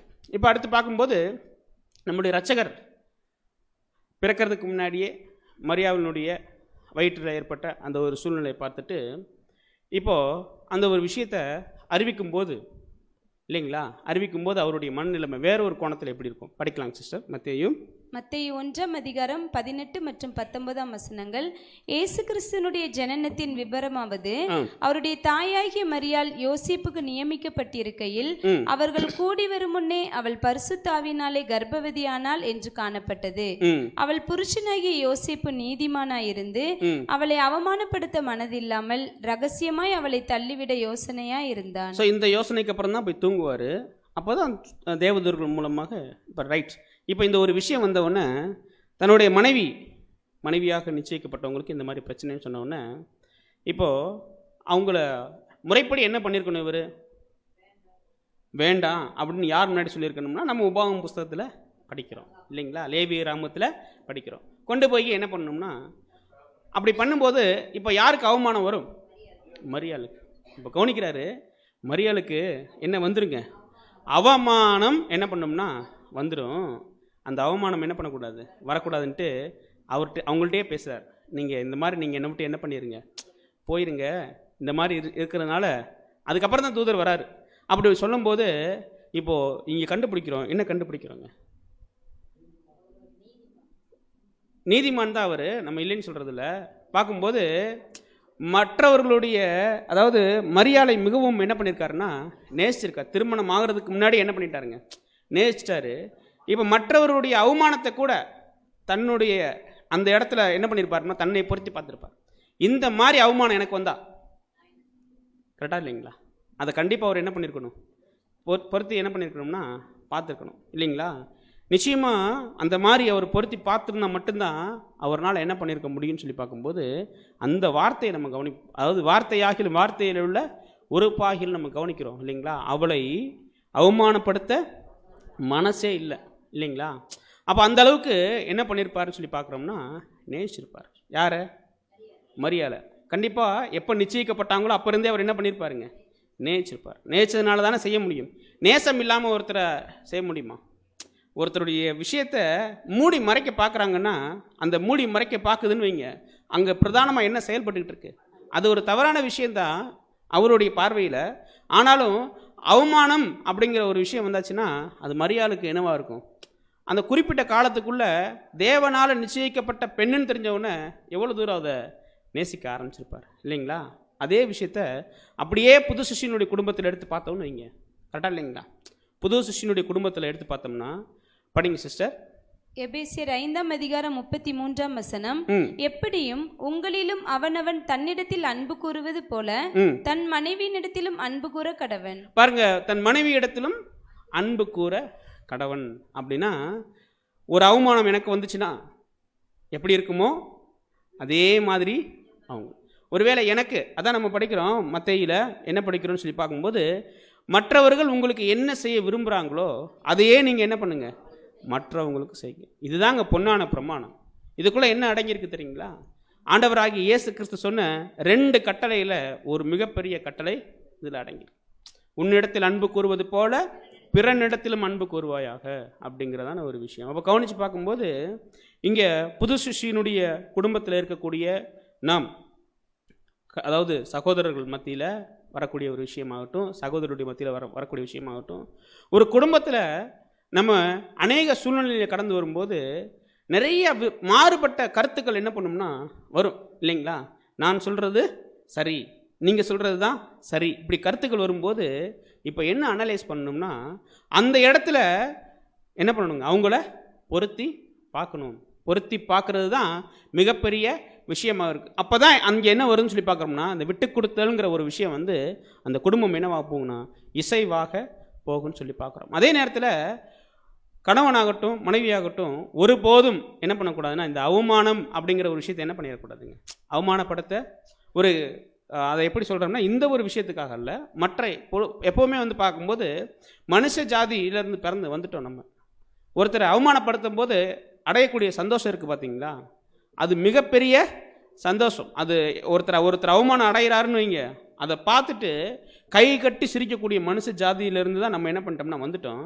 ஆனால் தேவன் நம்மள்ட்ட எதிர்பார்க்கிறது மற்றவர்கள் உங்களுக்கு என்ன செய்ய விரும்புகிறாங்களோ அதையே நம்மளை அவமானப்படுத்தினா, நம்மளை ஒருவர் காயப்படுத்தினா, நம்மளை ஒருவர் குற்றப்படுத்தினா அப்போ அவங்களையும் நம்ம என்ன பண்ணக்கூடாது, செய்யக்கூடாது. அப்படிங்கிற ஒரு மிகப்பெரிய ஒரு விஷயத்தை உள் அடக்குனவராக இங்கே யார் இருக்கிறாருன்னு சொல்லி பார்க்கும்போது இங்கே யோசேப்பு இருக்கிறத நம்ம பார்க்குறோம் இல்லைங்களா. அப்படியே நம்ம கவனிச்சு பார்த்தோம்னு இங்கே மரியாள் இருக்காங்கல்ல, மரியாள் அவங்க எப்படி அப்படின்னு சொல்லி பார்க்கும்போது இந்த ஒரு கோணத்தில் இப்போது அவங்களுக்கு அந்த கர்ப்பம் தரிக்கக்கூடிய ஒரு சூழ்நிலை வந்துருச்சு. அவங்க ஏன் யோசேப்பு டைரெக்டாக வந்து சொல்லலை? பயந்துன்னு எடுத்துட்டோம்னா அவங்களுக்கு பெரிய பயம் இருந்திருக்கு. ஆனால் அதுக்கப்புறம் சந்தோஷமாக அவங்க என்ன பண்ணிட்டாங்க, ஏற்றுக்கொண்டுட்டாங்க. யார் பேசுனா சரியாக இருக்கும், எனக்கு நிச்சயிக்கப்பட்ட கணவன்கிட்ட தேவன் பேசுனா சரியாக இருக்கும். இந்த இடத்துல ஸ்திரீகளாகிய சகோதரிகள் என்ன கற்றுக்கிறணும், என்ன கவனிக்கணும்னு சொல்லி பார்க்கும்போது ஒரு சில விஷயங்கள் நிறைய நாட்கள் முரண்பாடாகவே போயிட்டுருக்கும். புது சிஷ்யனுடைய குடும்பத்தில் போகக்கூடாது, சில நேரம் போகிறதுக்கு வாய்ப்பு இருக்குது, இல்லை அவ்வப்போது வரும். அப்போ என்ன பண்ணணும் தெரியுங்களா, நான் பேசுனா கேட்கல இவர், இனி ஒரே ஒரு ஆப்ஷன் இருக்குது, யார் தான் பேசுனா கேட்பார் இவர், தேவன் பேசுனா தான் கேட்பார். அதே ஆப்ஷன் சகோதரர்களுக்கும் பொருந்தும். நான் பேசி இவங்க என்ன பண்ணவே இல்லை, கேட்கவே இல்லை, இனி யார் பேசுனா கரெக்டாக கேட்பாங்க, தேவன் பேசுனா கேட்பாங்கன்னு சொல்லிட்டு ஜெபம் பண்ணணும் அப்படிங்கிற ஒரு விஷயத்தை கூட மரியாள் அவங்க மூலியமாக நம்ம என்ன பண்ணுறோம்னா கற்றுக்குறோம் இல்லைங்களா. இப்படியாக இந்த ஒரு குடும்பத்துக்குள்ளே இருந்து அந்த தூதர்கள் சொல்லிட்டு போனதுக்கப்புறம் நம்ம படித்த வசனம், அங்கே தாவீது என்னும் ஊரிலே யார் பிறந்துட்டார்னு சொல்லி பார்க்குறோம்னா நம்முடைய ரட்சகர் பிறந்துட்டார் இல்லைங்களா. பிறந்ததுக்கப்புறம் இப்போது அந்த பிறந்ததுக்கு அப்புறத்துலேருந்து நமக்கு என்ன படிப்பினை, அதை இப்போ என்ன பண்ணலாம்னா பார்க்கலாம். இப்போ பிறந்து நமக்கு தெரியும் கொஞ்சம் காலங்கள் ஆகுது, இடையில நமக்கு தெரியும் லூக்கா 2ஆம் அதிகாரத்துக்குள்ளே அனைத்து காரியங்களுமே அடங்கிருச்சு. அப்படி இருக்கும்போது இப்போ ஒரு நாள் என்ன நடக்குது அப்படின்னு சொல்லி பார்க்கும்போது லூக்கா 2ஆம் அதிகாரம் வசனம் 46. லூக்கா 2ஆம் அதிகாரம் 46ஆம் வசனம், 3 நாளைக்கு பின்பு அவர் தேவாலயத்தில் போதகர் நடுவில் உட்கார்ந்திருக்கவும் அவர்கள் பேசுகிறதை கேட்கவும் அவர்களை வினாவவும் கண்டார்கள். இப்போ யார் அங்கே இருக்காரு சொல்லி பார்க்கும்போது இயேசு அப்படிங்கிறதான 12 வயது சிறுவர் அங்கே இருக்கார். கரெக்டுங்களா? இப்போ அங்கே இருக்கார். அங்கே யாரை வினாவுறாருன்னு சொல்லி பார்க்கும்போது அங்கே இருக்கக்கூடிய போதகர்களை இவர் என்ன பண்ணுறாருன்னா வினாவுறார். நிறைய கொஸ்டின் என்ன பண்ணுறாருன்னா கேட்குறார். இப்படி கேட்கக்கூடிய அறிவு எதை சார்ந்தே கேட்டிருக்காரு சொல்லி பார்க்கும்போது நியாயப்பிரமாணத்தினுடைய அறிவு அவருக்கு ஒருத்தருமே என்ன பண்ண முடியலன்னா மார்த்தரம் சொல்ல முடியாத அளவுக்கு அவருடைய அறிவு இருந்திருக்கு இல்லைங்களா. இந்த அறிவை யார் கொடுத்துருப்பா? தேவன். எப்படி சொல்கிறீங்க தேவன்? பரிசுத்த ஆவி நம்ம படிக்கிறோமே, யோவான் 3ஆம் அதிகாரம் 34வது வசனத்தில் படிக்கும்போது அவருக்கு தேவன் ஆவியை அளவில்லாமல் கொடுத்தார். அது எப்படின்னு சொல்லி பார்க்கும்போது ஞானஸ்தானத்துக்கு அப்புறம். கரெக்டுங்களா? தேவனுக்கு கீழ்ப்படிதலே, தேவனுக்கு அதாவது பயப்படுதல் தான் ஞானத்தினுடைய ஆரம்பம். யாராவது ஒருத்தர் என்ன பண்ணணும்னா சொல்லிக் கொடுக்கணும். நம்ம எல்லாம் தேவனுக்கு கீழ்ப்படிஞ்சு தான் வந்திருக்கோம், இல்லைன்னு சொல்லலை. யாரோ ஒருத்தர் சொல்லிக் கொடுத்து தானே வந்திருக்கோம். கரெக்டாக இல்லைங்களா? நமக்கு அந்த அறிவு தானாக வந்துருச்சா? நம்ம தேவனுக்கு கீழ்ப்படுகிறவங்க தான். எப்படி நமக்கு அந்த அறிவு வந்துச்சு? யாரோ ஒருவர் என்ன பண்ணியிருக்கணும் தெரியுங்களா? சொல்லி கொடுத்தார் இல்லைங்களா. அப்படின்னா இந்த 12 வயதில் அவருக்கு நியாயப்பிரமாணத்தினுடைய அறிவை எல்லாம் யாரே சொல்லி கொடுத்துருக்காங்கன்னு சொல்லி பார்க்கும்போது தாயும் தகப்பனும். நல்லா கவனிச்சு பார்த்தோம்னா படிங்க சிஸ்டர். லூக்கா 2ஆம் அதிகாரம் 40ஆம் வசனம், பிள்ளை வளர்ந்து ஆவியிலே பலன் கொண்டு ஞானத்தினால் நிறைந்தது. ஒரு நிமிஷத்துக்கு நல்லா கவனிச்சோம்னா இப்போ சகோதரர்கள் சொல்லும்போது தேவன் அவர் உங்களுக்கு என்ன பண்ணியிருப்பாருங்க, ஆவியில் அவருக்கு என்ன பண்ணிட்டாருன்னா கொடுத்துட்டாருன்னு. இது நீங்கள் ரோதரகம் பைபிள் மற்ற மொழிபெயர்ப்பில் பார்த்தீங்கன்னா ஆவியிலே அப்படிங்கிற ஒரு வார்த்தை இல்லை. நல்லா கவனிச்சு பார்த்தோம்னா நல்லா திருவிவிலியம் பைபிளில் படித்து பார்த்தீங்கன்னா பிள்ளை வளர்ந்துச்சு, அதுக்கு தேவனுடைய கிருபை இருந்தது. கரெக்டுங்களா? தேவையான விஷயங்கள் எல்லாம் அந்த குடும்பத்துக்கு செய்கிறதான கிருபை. அந்த கிருபை அவங்களுக்கு என்ன பண்ணாருன்னா தேவன் என்ன பண்ணாருங்க கொடுத்தார். இப்போ பிள்ளை என்ன பண்ணுதுன்னு சொல்லி பார்க்கும்போது வளர்ந்து பலன் கொண்டு ஞானத்தினால் நிறைந்திருந்தது. தேவனுடைய கிருபையும் அவங்க குடும்பத்தில் இருந்துச்சு. அப்படின்னா நியாயப்பிரமாணத்தினுடைய அறிவை கம்ப்ளீட்டாக யார் கொடுத்துருக்காங்க? இப்போது அவரே சொல்கிறார் இல்லைங்களா. இதுக்கடுத்து நம்ம படிக்கும்போது நான் பிதாவுக்கு அடுத்தவைகள் இருக்க வேண்டியது என்பதை நீங்கள் அறியா அப்படின்ட்டு உங்களுக்கு தெரியாதுன்னு சொல்கிறாரா, தெரிஞ்சும் கேட்குறீங்கன்னு சொல்கிறாரா? தெரிஞ்சும். அப்போ தெரிஞ்சும் கேட்குற மாதிரி இருந்துச்சுன்னா எல்லா விஷயத்தையும் யாரே சொல்லி கொடுத்துருக்காங்க? அவங்க தான். அதான் சொல்கிறாரு, உங்களுக்கு தெரியும் தானே, தெரிஞ்சுக்கிட்டே நீங்கள் வந்து கேட்கலாமா அப்படின்னு என்ன பண்ணுறாருன்னா அங்கே சொல்கிறாரு ஒழியா உங்களுக்கு ஒன்றுமே தெரியாது, எனக்கு தேவன் டைரெக்டாக ஆவியில் வெளிப்படுத்திட்டாருன்னா இல்லை. நம்ம ஏசாயாவில் படிக்கிறோம் தம்மை பற்றும் அறிவு. அவருக்கு ஒரு அறிவு கொடுக்கப்படுது. எப்போ கொடுக்கப்படுதுன்னா ஞானஸ்நானத்தில் என்ன பண்ணப்படுதுங்க, வானம் திறக்கப்பட்டு என்ன பண்ணுதுன்னா கொடுக்கப்படுது. அப்போ தான் தம்மை பற்றும் அறிவில் அவர் என்ன பண்ணுறாருன்னா வளருகிறார். மேசியவா, அதாவது நான் ஞானஸ்நானம் எடுத்ததுக்கப்புறம் என்னுடைய பழியின் ஜீவியம் எப்படி செய்யணும்னு சொல்லிட்டு அதுக்கு முன்பதாக நியாயப்பிரமாணத்தினுடைய அறிவு, அதாவது நியாயப்பிரமாணத்தில் இருக்கக்கூடிய கட்டளைகள் கற்பனைகள் அது எல்லாத்தையும் எப்படி கடைபிடிக்கணுங்கிற ஒரு கம்ப்ளீட் விஷயத்தை யார் சொல்லி கொடுத்துருக்காங்கன்னா இவங்க சொல்லி கொடுத்துருக்காங்க. அப்போ இப்போ சொல்லி கொடுத்தது தாயும் தகப்பனும்னா நம்ம கவனிக்கணும். புது சிஷ்யனுடைய குடும்பமாக இருந்து இப்போ நம்ம கவனிக்கணும். இப்போது நல்லா கவனிச்சு பார்த்தோம்னா நமக்கும் பிள்ளைகள் என்ன பண்ணுறாங்க இருக்கிறாங்க. பிள்ளைக்கு வேண்டிய அறிவை யார் சொல்லிக் கொடுக்கணும்? யார் சொல்லிக் கொடுக்கணும்னு சொல்லி பார்க்குறோம்னா நம்ம சொல்லிக் கொடுக்கணும். அங்கேயும் என்ன பண்ணுறாங்கன்னா சொல்லிக் கொடுக்குறாங்க. சொல்லிக் கொடுக்குறதுக்கு முன்பாக அந்த காரியத்தில் யார் உறுதியாக இருந்திருப்பாங்க? நியாயப்பிரமாணத்தினுடைய அறிவையெல்லாம் யார் சொல்லிக் கொடுக்குறான்னு சொல்லி பார்க்குறோம்னா தாயும் தகப்பனும். அப்படின்னா நியாயப்பிரமாணத்தினுடைய காரியத்தில் ரொம்ப உறுதியாக யார் இருந்திருப்பாங்கன்னு சொல்லி பார்க்குறோம்னா யோசேப்பும் மரியாள். அதான் பாயிண்ட். அப்போ பார்க்குறோம் அவங்க நல்லா கவனித்து பார்த்தோம்னா இயேசு கிறிஸ்து பிறந்த 8ஆம் நாளில் இல்லைங்களா, ஒரு சில வசனங்கள் தான் இருக்குது. 8ஆம் நாள்லேயே அவங்க என்ன பண்ணுறாங்க, போகிறாங்க. அதுக்கப்புறம் வந்து பார்க்கும்போது படிச்சு 39 வசனம் படிங்க சிஸ்டர். லூக்கா 2:39 கர்த்தருடைய நியாயப்பிரமாணத்தின்படி சகலத்தையும் அவர்கள் செய்து முடித்த பின்பு கலிலேயா நாட்டிலுள்ள தங்கள் ஊராகிய நாசரேத்துக்கு திரும்பி போனார்கள். கர்த்தருடைய நியாயப்பிரமாணத்தில் இருக்கக்கூடிய சகலத்தையும் அப்படின்னா நியாயப்பிரமாணத்தை ஆண்டவராகிய இயேசு கிறிஸ்துக்கு சொல்லி கொடுக்குறாங்கன்னா அந்த விஷயத்தில் அவங்க கீழ்ப்படுத்திருக்கணும், அவங்க கடைபிடித்திருக்கணும் இல்லைங்களா? அதைத்தாங்க ஒரு புது சிஷ்யனுடைய பெற்றோர்களாக இருந்து நம்மளுடைய பிள்ளைகளுக்கு சொல்லிக் கொடுக்க வேண்டிய காரியமாக இருக்குது. கரெக்டாக இல்லைங்களா? நல்லா கவனிச்சு பார்த்தோம்னா அந்த பிள்ளைக்கு தேவையான தேவனை பற்றும் அறிவு, நியாயப்பிரமாணத்தினுடைய அறிவை அங்கே யார் கொடுக்குறாங்கன்னு சொல்லி பார்க்கும்போது அவங்களுடைய தகப்பன்மார் கொடுக்குறாங்க. நம்ம புது சிஷ்யனுடைய தகப்பன்மார்களாக தாய்மார்களாக இருக்கக்கூடிய நாம் நம்முடைய பிள்ளைக்கு கொடுக்கக்கூடிய மிகப்பெரிய சொத்து என்ன அப்படி பார்க்கும்போது தான் படிங்க சிஸ்டர். எபேசியர் 6:4 எபேசியர் 6:4 பிதாக்களே, நீங்களும் உங்கள் பிள்ளைகளை கோபப்படுத்தாமல் கர்த்தருக்கேற்ற சிட்சையிலும் போதனையிலும் அவர்களை வளர்ப்பீர்களாக. பாருங்க, கர்த்தருக்கு ஏற்ற சிட்சையிலும் போதனையிலும் அவங்களை என்ன பண்ணுவீங்களா? வளர்ப்பீராக. அப்போ நம்ம கவனிக்கிறோம், யோசேப்பு மரியாள் அவங்க குடும்பத்திலிருந்து நம்ம குடும்பத்துக்கு தேவையான ஒரு பாயிண்ட் எடுக்கும்போது தன்னுடைய பிள்ளைக்கு தேவையானது இன்னதென்று அறிந்த தகப்பன்மார் அவங்க இருந்தாங்க இல்லைங்களா? அவருக்கு அந்த காலத்துக்கு தேவனிடத்தில் அவர் செய்யக்கூடிய விஷயத்துக்கு தேவையான அனைத்து காரியத்தையும் செய்யக்கூடிய ஒரு தகப்பன்மார் அவங்க என்ன பண்ணாங்கன்னா இருந்தாங்க இல்லைங்களா? தேவனை பற்றும் அறிவு மற்ற காரியங்கள் எல்லாமே அவங்க கொடுத்தாங்க. இப்போது நம்ம இருந்துட்டு புது சிஷ்யனுடைய பெற்றோர்களை தகப்பனா நம்ம இருந்துட்டு நம்மளுடைய பிள்ளைகளுக்கு கண்டிப்பாக கொடுக்க வேண்டிய முதல் காரியம் என்ன தெரியுங்களா? தேவனை பற்றும் அறிவு இல்லைங்களா? அது இல்லாமல் நம்ம வேறு ஏதோ ஒன்று கொடுக்குறோன்னு வைங்க, உலகம் சார்ந்ததான். ஒரு பிள்ளை நம்மலாம் கவனிப்போம் இல்லைங்களா? பிள்ளை பிறந்த உடனே உலக ஜனங்கள் மத்தியில் அந்த பிள்ளைகிட்ட என்ன சொல்லி கொடுத்து வளர்ப்பாங்க தெரியுங்களா? நீ பெரிய ஆளா என்ன ஆகணும்? டாக்டர் ஆகணும், இன்ஜினியர் ஆகணும் இல்லைங்களா? நம்ம என்ன சொல்லி கொடுக்க வளர்க்கணும்? நீ கிறிஸ்துவா மாறணும் அப்படின்னு சொல்லி கொடுத்து வளர்க்குறோம்னா அதுக்கு முன்னாடி நாம் கிறிஸ்துவாக வளர்வதில் நம்ம உறுதியாக இருக்கணும். அவங்க நியாயப்பிரமாணத்தை சொல்லி கொடுக்கறதுக்கு முன்னாடி அவங்க உறுதியாக இருந்தாங்க. அவங்க நியாயப்பிரமாணத்தினுடைய காரியத்தை அனைத்தையும் கடைபிடிக்கக்கூடியவர்களாக இருந்தாங்க இல்லைங்களா? வருஷந்தோறும் பண்டிகை தோறும் அவங்க எங்கே கூட்டிகிட்டு போயிடுவாங்கன்னு சொல்லி பார்க்குறோம்.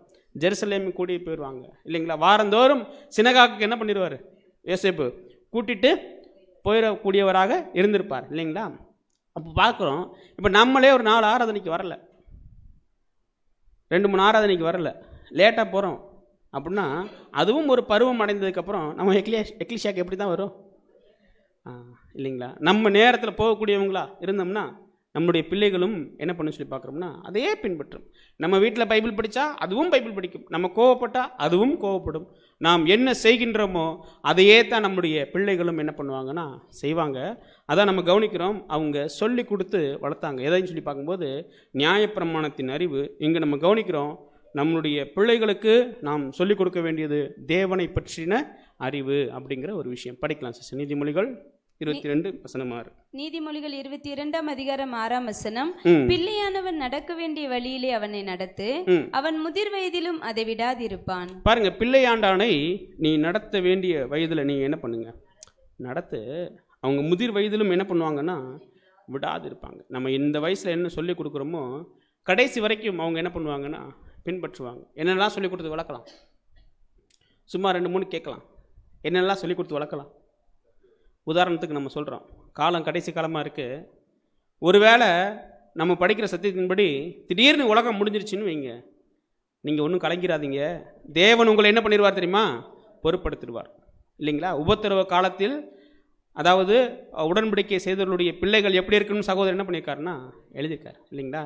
நம்மளுடைய உபத்திரவ காலத்தில் இந்த மாதிரி ஆயிடுச்சுன்னா நீங்கள் என்ன பண்ணணும் அப்படி சொல்லலாம். நிறைய விஷயங்களை இப்போ இருந்தே சொல்லிட்டோம்னு வைங்க, முதிர் வயதிலும் அவங்க என்ன பண்ணுவாங்க, ஒருவேளை தேவனுக்கு சித்தமாகி அது எப்போ ஒரு இடத்துல எப்போயோ நடக்குது, நம்முடைய காலங்களுக்கு பின்னாடி நடக்குதுனாலும் அவங்க இந்த சத்தியத்துக்குள்ள நல்ல பிள்ளைகளாக அவங்க என்ன பண்ணுவாங்கன்னா வளருவாங்க இல்லைங்களா?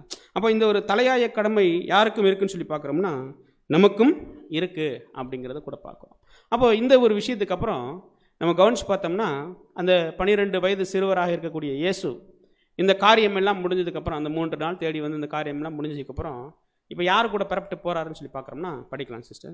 லூக்கா 2:51 பின்பு அவர் அவர்களுடனே கூட போய் நாசரேத்தூரில் சேர்ந்து அவர்களுக்கு கீழ்ப்படிந்திருந்தார். அவருடைய தாயார் இந்த சங்கதிகளை எல்லாம் தன் இருதயத்திலே வைத்துக் கொண்டாள். பார்த்தீங்கன்னா இப்போ என்ன பண்ணிட்டாருன்னு சொல்லி பார்க்கும்போது அவர் யாரோட போயிட்டாருங்க? அவங்க அப்பா அம்மா கூட போய் அந்த கவனிக்கிறோம் நம்ம அந்த வார்த்தை யாருக்கு கீழ்பட்டு இருந்தாருங்களா? ஆதாமினுடைய சந்ததியில் வந்த மனிதர்களுக்கு ஒரு பரிபூர்ண இயேசு கீழ்ப்படிந்தார் என்பதுதான் சரியான விஷயம். கரெக்டா இல்லைங்களா? அதாவது ஆதாமினுடைய சந்ததியில் வந்த அப்பா அம்மாவுக்கு பரிபூர்ணத்தில் வந்த இயேசு கிறிஸ்து என்ன பண்ணார்னா கீழ்ப்படிந்தார். அதான் இங்கே நம்ம கவனிக்க வேண்டிய விஷயம். அப்படி கீழ்ப்படுகிறதுங்கிறது சாதாரணமான விஷயம் அல்ல, இல்லைங்களா? ஏன்னா அவ்வளவு விஷயத்தை அவர் தாழ்மையாக ஏற்றுக்கொண்டவராக இருந்தார் அப்படிங்கிறத நம்ம கவனிக்கிறோம், இல்லைங்களா? இந்த கீழ்ப்படிதல் அவர் எங்கேருந்து கற்றுக்கொண்டிருப்பார்? பிதாவாகிய தேவனை கொஞ்ச நேரம் நம்ம விட்டுறலாம்.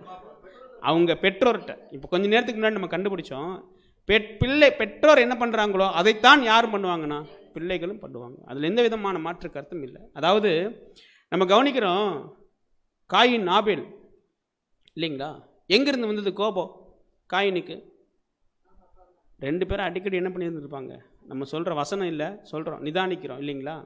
ஒரு விஷயத்தை பார்த்து பார்த்து ஊறி போயிருக்கோம் அவருக்கு. உன்னால தான் நான் கேட்டேன், என்னால் தான் நீ கேட்டேன்னு சண்டை போட்டுகிட்டே இருந்திருப்பாங்க. அவங்களுக்குள்ள என்ன இருந்திருக்கும்? பிரச்சனைகள் ஆகிட்டே இருந்திருக்கும். இதை கவனித்து பார்த்துருப்பாங்க, இல்லைங்களா? அந்த ஒரு கோபம், அந்த ஒரு விஷயம் அவருக்கு உடனே புதிதாக தோன்றுனது அல்ல, அது அவருடைய சிந்தையில் பதிந்து போன ஒரு விஷயங்கிறத கூட நம்ம அறிவோம். அப்போது என்ன காரியம் இங்கே கண்டுபிடிக்கிறோம்னா, நாம் எதை செய்கிறோமோ அதைத்தான் நம்முடைய பிள்ளைகளும் செய்யும் அப்படிங்கிறத கூட நம்ம இந்த இடத்துல கண்டுபிடிக்கிறோம். இப்போ பாருங்கள், இயேசு கிறிஸ்து போயிட்டார், போய் தன்னுடைய தகப்பன்மாருக்கு கீழ்ப்படுகிறார், இல்லைங்களா? இப்போது கீழ்ப்படியும் போது இந்த ஒரு காரியத்திலிருந்து நம்ம என்ன கற்றுக்கலாம்? அதாவது நம்மங்கிறத காட்டிலும் பிள்ளைகள் நிறைய பேர் இருக்காங்க, இல்லைங்களா? நிறைய பேர் இன்றைக்கி வரல. ஒருவேளை ஆன்லைனில் நிறைய பிள்ளைகள் என்ன பண்ணிகிட்டு இருப்பாங்க? புது சிஷ்யனுடைய குடும்பத்தில் பிறந்த பிள்ளைகள் என்ன பண்ணிகிட்டு இருப்பாங்கன்னா கேட்டுட்டு இருப்பாங்க.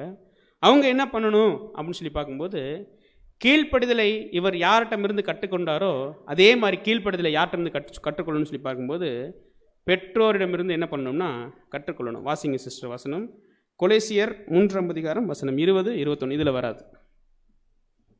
கொலோசியர் 3:20 மற்றும் 21 பிள்ளைகளே, உங்கள் பெற்றோருக்கு எல்லா காரியத்திலையும் கீழ்ப்படியுங்கள். பார்த்தீங்கன்னா இது ஒரு புது சிஷ்யன் குடும்பத்தில் இருக்கக்கூடிய பிள்ளைகளுக்கு தேவனுடைய வார்த்தை என்னன்னு சொல்லி பார்க்கும்போது, பிள்ளைகளே நீங்கள் பெற்றோருக்கு எல்லா காரியத்திலும் நீங்கள் என்ன பண்ணுங்க ஏன் பிரதர் எல்லா காரியத்திலும் கீழ்ப்படியணும்? இந்த வசனம் யாருக்கு பொருந்தும்னா, ஒரு குடும்பத்தில் ஒரு புது சிஷ்யனுடைய அப்பா அல்லது அம்மா ஒரு சரியில்லாமல் இருந்தாங்கன்னா அந்த வீட்டுக்கு பொருந்துமா இந்த இது? எல்லா காரியத்திலும் நீங்கள் கீழ்ப்படிங்க. புது சிஷ்யனுடைய குடும்பத்தில் இருக்கக்கூடிய அம்மா அதாவது அவங்க ஒரு சில காரியங்களில் தேவனை கீழ்ப்படியே மாட்டாங்க. அவங்க சொல்லக்கூடிய காரியத்தில் நீங்கள் கீழ்ப்படிங்கன்னு சொல்ல முடியுமா இந்த வசனம்?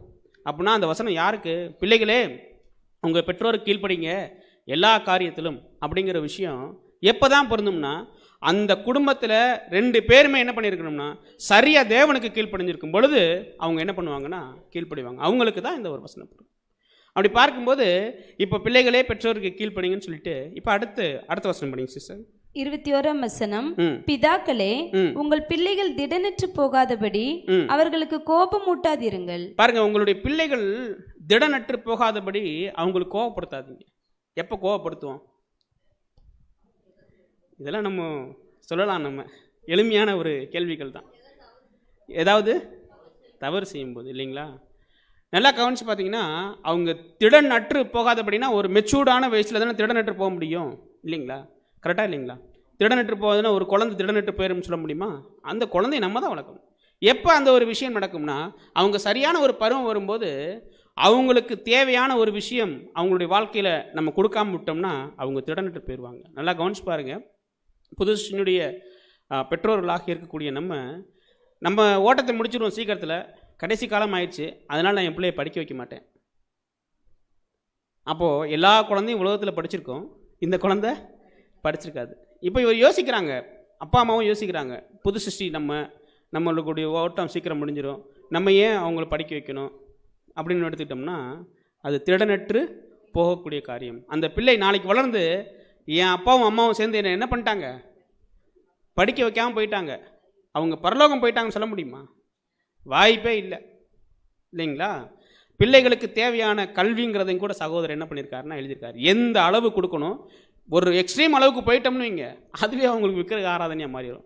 எந்த அளவுக்கு கொடுக்கணும், புது சிஷ்யனுடைய குடும்பம் கொடுக்காமலும் இருந்து விடக்கூடாதுங்கிறத கூட அவர் எழுதியிருக்காரு. அப்படி பார்க்கும் பொழுது பிள்ளைகள் திடநட்டு போயிடக்கூடாது. நல்லா கவனிச்சு பாருங்க. இங்கேயும் கூட பொன்னான பிரமாணத்தை நம்ம பயன்படுத்தி பார்க்கலாம். மற்றவங்களுக்கு நீங்கள் என்ன செய்ய விரும்புகிறீங்களோ அதையே நீங்கள் என்ன பண்ணுங்க, அதாவது மற்றவர்கள் உங்களுக்கு என்ன செய்ய விரும்புகிறாங்களோ அதையே மற்றவர்களுக்கும் பிள்ளை அப்பா எடுத்துக்கலாம். இப்போ நீங்கள் நல்லா இருக்கீங்களா, உங்களுக்கு ஒரு அறிவு கிடச்சிருக்கா, ஒரு ஒரு ரொம்ப இல்லைனாலும் ஒரு விஷயத்துக்குள்ள உங்கள் அப்பா அம்மா வளர்த்துருக்காங்களா, அதேமாதிரி கண்டிப்பாக உங்களுடைய பிள்ளைகளை நீங்கள் என்ன பண்ணணும். ஒருவேளை உங்களுடைய பிள்ளைகளுடைய இடத்துல நீங்கள் இருந்து அந்த பிள்ளைகளோட அந்த இடத்துல மற்ற அப்படியே அப்பா அம்மாவை பொருத்தி பாருங்க. கரெக்டாக இல்லைங்களா? ஆப்போசிட்டாக பொருத்தி பாருங்க. பொருத்தி பார்த்தா கண்டிப்பாக நாளைக்கு வளர்ந்து தன்னுடைய பிள்ளை அந்த இடத்துல என்ன யோசிக்கும், அந்த இடத்துல நான் இருந்தால் எனக்கு என்னென்னலாம் நினைக்கிறேனோ இல்லைங்களா, எனக்கு என்னென்னலாம் என் அப்பா அம்மாட்டேருந்து கிடைக்கணும்னு நினைக்கிறேனோ அதை என்ன பண்ணணும்னா என்னுடைய பிள்ளைக்கு கொடுக்க வேண்டிய கடமை புது சிஷ்யனுடைய அப்பா அம்மாவுக்கு இருக்குங்கிறத கூட பார்க்குறோம். அதே நேரத்தில் எல்லா காரியத்துக்கும் கீழ்ப்படுத்தி தன்னுடைய தகப்பனுக்கும் தாய்க்கும் இருக்க வேண்டும் என்பது கூட இந்த புது சிஷ்யனுடைய குடும்பத்துக்கு இருக்கணுங்கிறத நம்ம எங்கேருந்து கவனிக்கிறோம்னா, ஆண்டவராகிய இயேசு கிறிஸ்து தன்னுடைய 12வது வயதில் தன்னுடைய தாய் தகப்பன்மாருக்கு கீழ்ப்படுத்தியிருந்தார். அதாவது பரிபூர்ணமாக மனிதனாக இருந்தாலும் அவர் அந்த ஒரு விஷயத்தை காண்பித்தார் அப்படிங்கிறத கூட பார்க்குறோம். இப்போ பாருங்க, இந்த மாதிரி ஒரு குடும்பத்தில் நம்ம பிறந்திருந்தோம்னா எப்படி இருக்கும்?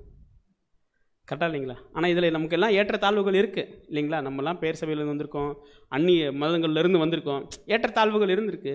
ஆனால் இதெல்லாம் படித்து பார்க்கும்போது நமக்கு என்ன தோணுதுன்னா, இப்படி ஒரு குடும்பத்தில் என்ன பண்ணு பிறந்திருந்தா நல்லா இருக்கும் இல்லைங்களா? ஆனால் அதை விட தேவன் நம்மளை என்ன பண்ணி காத்துறீங்களா, பெரிய ஒரு குடும்பத்தில் பிறக்க வச்சுருக்கார். அதான் உண்மை. அப்போ அடுத்து நம்ம என்ன கண்டுபிடிக்கலாம்னா, அடுத்து ஆண்டவராகிய இயேசு கிறிஸ்து அவர் எங்கே இருந்தார் அப்படின்னு சொல்லி பார்க்கும் பொழுது இப்போ பார்க்குறோம். அவர் எங்கே இருந்தார், எங்கே வளர்ந்தார்? நாசரேத்தில். பிறந்தது தான் பெத்லகேம் இல்லைங்களா? இப்போது நாசரேத்தில் இருந்து பார்க்கும்போது அவர் எங்கே பிறந்தார்னு சொல்லி பார்க்குறோம்னா, நாசரேத்தில் தான் மரியாள் இருக்காங்க. அங்கே தான் அவர் என்ன பண்ணுறாங்கன்னா கர்ப்பமாகறாங்க. பெத்லகேமில் பிறந்து மீண்டுமாக எங்கே வர்றாங்கன்னா நாசரேத்துக்கு வர்றாங்க இல்லைங்களா? அது நல்ல ஊரா? படிங்களா சிஸ்டர். 46வது வசனம். யோவான் 1:46 அதற்கு நாத்தான்யேல், நாசரேத்திலிருந்து யாதொரு நன்மை உண்டாக கூடுமா என்றான். அதற்கு பிலிப்பு, வந்து பார் என்றான். இப்போ மேசியா வந்திருக்காரு அப்படின்னு பிலிப்பு அறிவிக்கிறாரு. அம்மா எங்கிருந்து வந்திருக்கிறார்? அவர் நாசரேத்திலிருந்து வந்திருக்காரு. நாசரேத்திலிருந்து யாதொரு நன்மை வருமா அப்படின்னு கேட்டாருன்னா, அது மேலோட்டம் அப்படி இருக்கு. நல்லா கவனிச்சு பார்த்தோம்னா, நாசரேத் படிப்பறிவில்லாத ஊர். இதை காட்டிலும் இன்னும் நினச்சி பார்த்தோம்னா ஒரு இழிவான பட்டணம்னா எதுன்னு சொல்லி பார்க்குறோம்னா இந்த நாசரேத். அந்த பட்டணத்தில் ஒருத்தர் வளர்ந்துருக்காருன்னா எவ்வளவு பெரிய ஆச்சரியம் இல்லைங்களா? அதாவது சூழ்நிலை ரொம்ப முக்கியம். நம்மளாம் வளர்ந்து வர்றோம்னா நம்மளுடைய சூழ்நிலை ரொம்ப முக்கியம். ஒரு தெரு மிகப்பெரிய ரவுடிசம் பண்ணக்கூடிய தெருவாக இருக்குன்னு வைங்க, அதில் எல்லாருமே எப்படி தான் இருப்பாங்க? ரவுடிங்களாக தான் இருப்பாங்க இல்லைங்களா? ஆனால் இது எதிர்மாறாக நம்மளுடைய ரட்சகருடைய குடும்பம் அங்கே இருக்குன்னா எவ்வளோ பெரிய விஷயம். நாசரேத்தில் அந்த மாதிரி இருந்து வளர்ந்து வந்திருக்காரு இல்லைங்களா? அப்போது மற்ற பகுதிகளை கம்பேர் பண்ணும்போது, அந்த எருசலேம் அந்த மற்ற பகுதிகளை கம்பேர் பண்ணும்போது நாசரேத் ஒரு இழிவான பகுதி இல்லைங்களா? அவர் வாழ்ந்த வீடு அந்த மாதிரி தான் இல்லைங்களா? அப்படி இருக்கும்போது இப்போ இதன் வாயிலாக நம்ம என்ன கற்றுக்குறோம் அப்படின்னு பார்க்கும்போது, சுற்றி இருக்கக்கூடிய சூழ்நிலையோடு வாழ பழகணும் இல்லைங்களா? எப்படியெல்லாம் வாழ பழகலாம்? இப்போ நல்லா கவனிச்சு பாருங்கள். நம்ம சகோதர சகோதரிகள் இருக்காங்க, எல்லாருமே நல்ல தெருவில் வசிக்கிறோமா? இல்லை, கண்டிப்பாக இல்லை. எல்லாரும் நல்ல தெருவில் வசிக்கிறோம்னா இல்லை. எல்லாருமே ரிச்சான ஏரியாவில் வசிக்கிறோமானா இல்லை. ஒவ்வொருத்தருக்கும் ஒவ்வொரு விஷயம். அப்படி வரும்போது என்ன தோணும் நமக்கு? இப்போ நல்லா கவனிச்சு பாருங்கள். சகோதரன் ஏ ஒரு ரிச்சான ஏரியாவில் இருக்காங்க. ஒரு உதாரணத்துக்கு சொல்கிறேன், யாரும் தவறாக எடுத்துக்கிற வேண்டாம். சகோதரன் பி ஒரு ரொம்ப எப்படி சொல்லலாம்னா அந்த மாதிரி ஒரு ஸ்லம் ஏரியாவில் இருக்காங்க. அவங்க 2 பேர் சபைக்குள்ள வரும்போது என்ன தோணும்? சகோதரன் பிக்கு என்ன தோணும்? ஏவோட இடத்துல இருந்தால் எப்படி இருக்கும்? தேவனை இவ்வளோ எல்லாம் கொடுத்துருக்கீங்க, சத்தியம் எல்லாம் கொடுத்துருக்கீங்க. இந்த ஒரு காரியத்தை மாத்திரம் எனக்கு அதுக்கு தேவையான விஷயத்த கொடுத்து என்னை மாற்றி வைக்கலாம்ல, தோணுமா தோணாதுங்களா? ஆனால் அப்படி தோணும்போது கூட நம்ம இங்கே கவனிக்கணும். என்ன கவனிக்கணும்னா, அவர் வாழ்ந்திருக்கக்கூடிய ஏரியா இல்லைங்களா, அது ஒரு இழிவான ஏரியாவாக இருந்தாலும் கூட அங்கே வந்து என்ன காரியத்தில் அவர் ஈடுபடணுமோ அந்த சூழ்நிலையோடு என்ன பண்ணுறாருன்னா வாழ பழகுறார் இல்லைங்களா. அப்போது இங்கே வந்து வீடுகளோ ஏரியாவோ அது பிரச்சனை இல்லை. நமக்கு அந்த ஒரு நம்ம உள்ளே வரும்பொழுது ஒரு சகோதரனுடைய நிலைமையை பார்த்து இந்த நிலைமை நமக்கு இருந்தால் எப்படி இருக்கும்? யோசனை வருமா வராதுங்களா?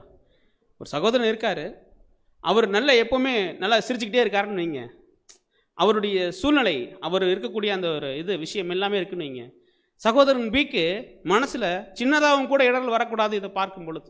ஏன்னா இயேசு கிறிஸ்து அந்த மாதிரியான அதாவது நம்ம கவனிக்கிற அத்தனை பகுதிகளுக்குள்ளே இருந்தும் அவர் எப்படி இருக்காருன்னு சொல்லி பார்க்குறோம்னா, இழிவான பகுதியில் இருந்தாலும் ஒரு சூழ்நிலையை வாழ பழகிட்டார்ல. நான் தேவனுடைய குமாரன், எனக்கு நீங்கள் வேறு ஏதாவது ஒரு சொஃபஸ்டிகேட்டடாக உள்ள ஏரியா இல்லை இல்லைங்களா. அதே மாதிரி நம்மளும் நிறைய இடங்களுக்கு கடந்து போவோம், நிறைய சகோதரிகள் வீட்டுக்கெல்லாம் கடந்து போவோம். எல்லார் வீடும் ஒரே மாதிரி இருக்கா? சரி, உள்ளே போகணுன்னு நம்ம என்னெல்லாம் பார்ப்போம்? என்னென்னலாம் பார்ப்போம்? அந்த வீட்டில் அது இருக்கவே கூடாதுங்க. 6th வால்யூமில் சகோதரர் எழுதும் பொழுது, நீங்கள் எந்த வீட்டுக்கு நீங்கள் போகும்போதும் தயவு செய்து என்ன பண்ணிடாதீங்க, அதை கவனிச்சிடாதீங்க இல்லைங்களா. ஒருத்தவங்க வீட்டில் நிறைய இருக்கும், தேவன் கொடுத்துருக்கார், ஏதோ ஒரு தேவைக்கு கொடுத்துருப்பார், அந்த தேவனுடைய பழி செலுத்துறதுக்கு அவங்க வச்சுருப்பாங்க. அதே நேரத்தில் ஒரு சகோதரியோட வீட்டுக்கோ சகோதரன் வீட்டுக்கோ போவோம், அங்கே இருக்காது. தேவன் அதன் மூலமாக அந்த ஒரு பலியை எதிர்பார்க்கல, அவங்க மூலமாக வேற ஒரு பலியை எதிர்பார்க்கிறார்.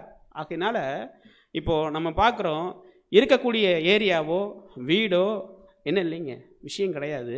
என்ன விஷயம்னு சொல்லி பார்க்குறோம்னா, எந்த சூழ்நிலையிலும் நீங்கள் மன ரம்மியமாக இருக்கீங்களா? கண்டிப்பாக இயேசு கிறிஸ்து அந்த ஒரு பட்டணத்தில் இருந்திருப்பார், மன வருத்தத்தோடு இருந்திருப்பாரா?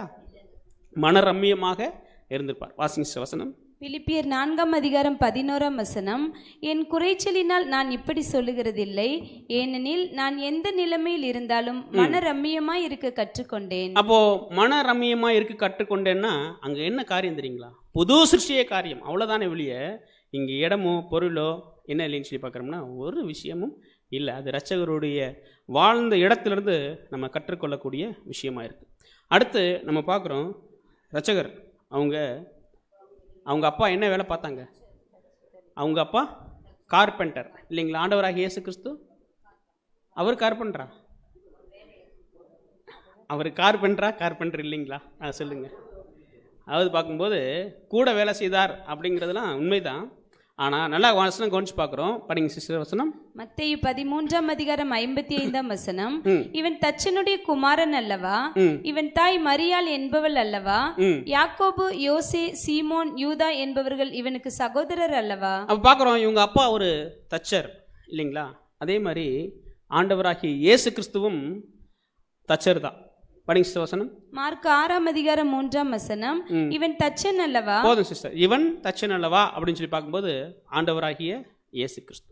இப்போ அவர் பார்த்த வேலை ரொம்ப பிரம்மாண்டமான வேலையா? இல்லை இல்லைங்களா. ரொம்ப பிரம்மாண்டமான வேலையெல்லாம் ஒன்றுமே கிடையாது இல்லைங்களா. இங்கே அப்படியே நம்ம இதை கவனிச்சு பார்த்தோம்னா நம்ம மத்தியிலும் கூட இப்போ நம்ம ஒரு விஷயத்தை எடுத்துக்கிறோம். இப்போ எல்லா சகோதரனும் சகோதரிகளும் எல்லாரும் கடந்து வர்றோம். நம்ம எல்லாருக்கும் ஒரே வேலை இருக்கா? ஆனால் ஏக்கம் வரும். என்ன ஏக்கம் வரும்? நல்லா கவனிச்சு பார்த்தோம்னா ஒரு சாதாரணமான வேலை வச்சுக்கிறலாம், இருக்கிறதுலையே சாதாரணமான வேலையை வச்சுக்கிறலாம், கட்டுங்களா. அடுத்து பார்க்குறோம், ஒரு ஆராதனையில் ஒரு சபைக்குள்ளே கடந்து வரும்போது ஒரு சகோதரன் சாதாரண வேலையில் இருக்கார். அதே நேரத்தில் நல்ல ஒரு டிபார்ட்மெண்ட்டில் ஒரு ஆஃபீஸில் வேலைக்கூடிய ஒரு சகோதரன் வரார். இப்போ என்ன தோணும்? இதெல்லாம் இந்த ஏக்கங்கள் எல்லாமே நமக்குள்ளே வந்து போன விஷயங்கள் தான். இப்போ நமக்கு ஒரு ஸ்டாண்டர்டில் இருக்கோம் இல்லைங்களா. ஆனால் இதில் ஒரு சில இல்லாமலும் கூட இருக்கலாம் இல்லைங்களா. அப்போ நம்மளுடைய ஏக்கம் என்னவாயிருக்கும்?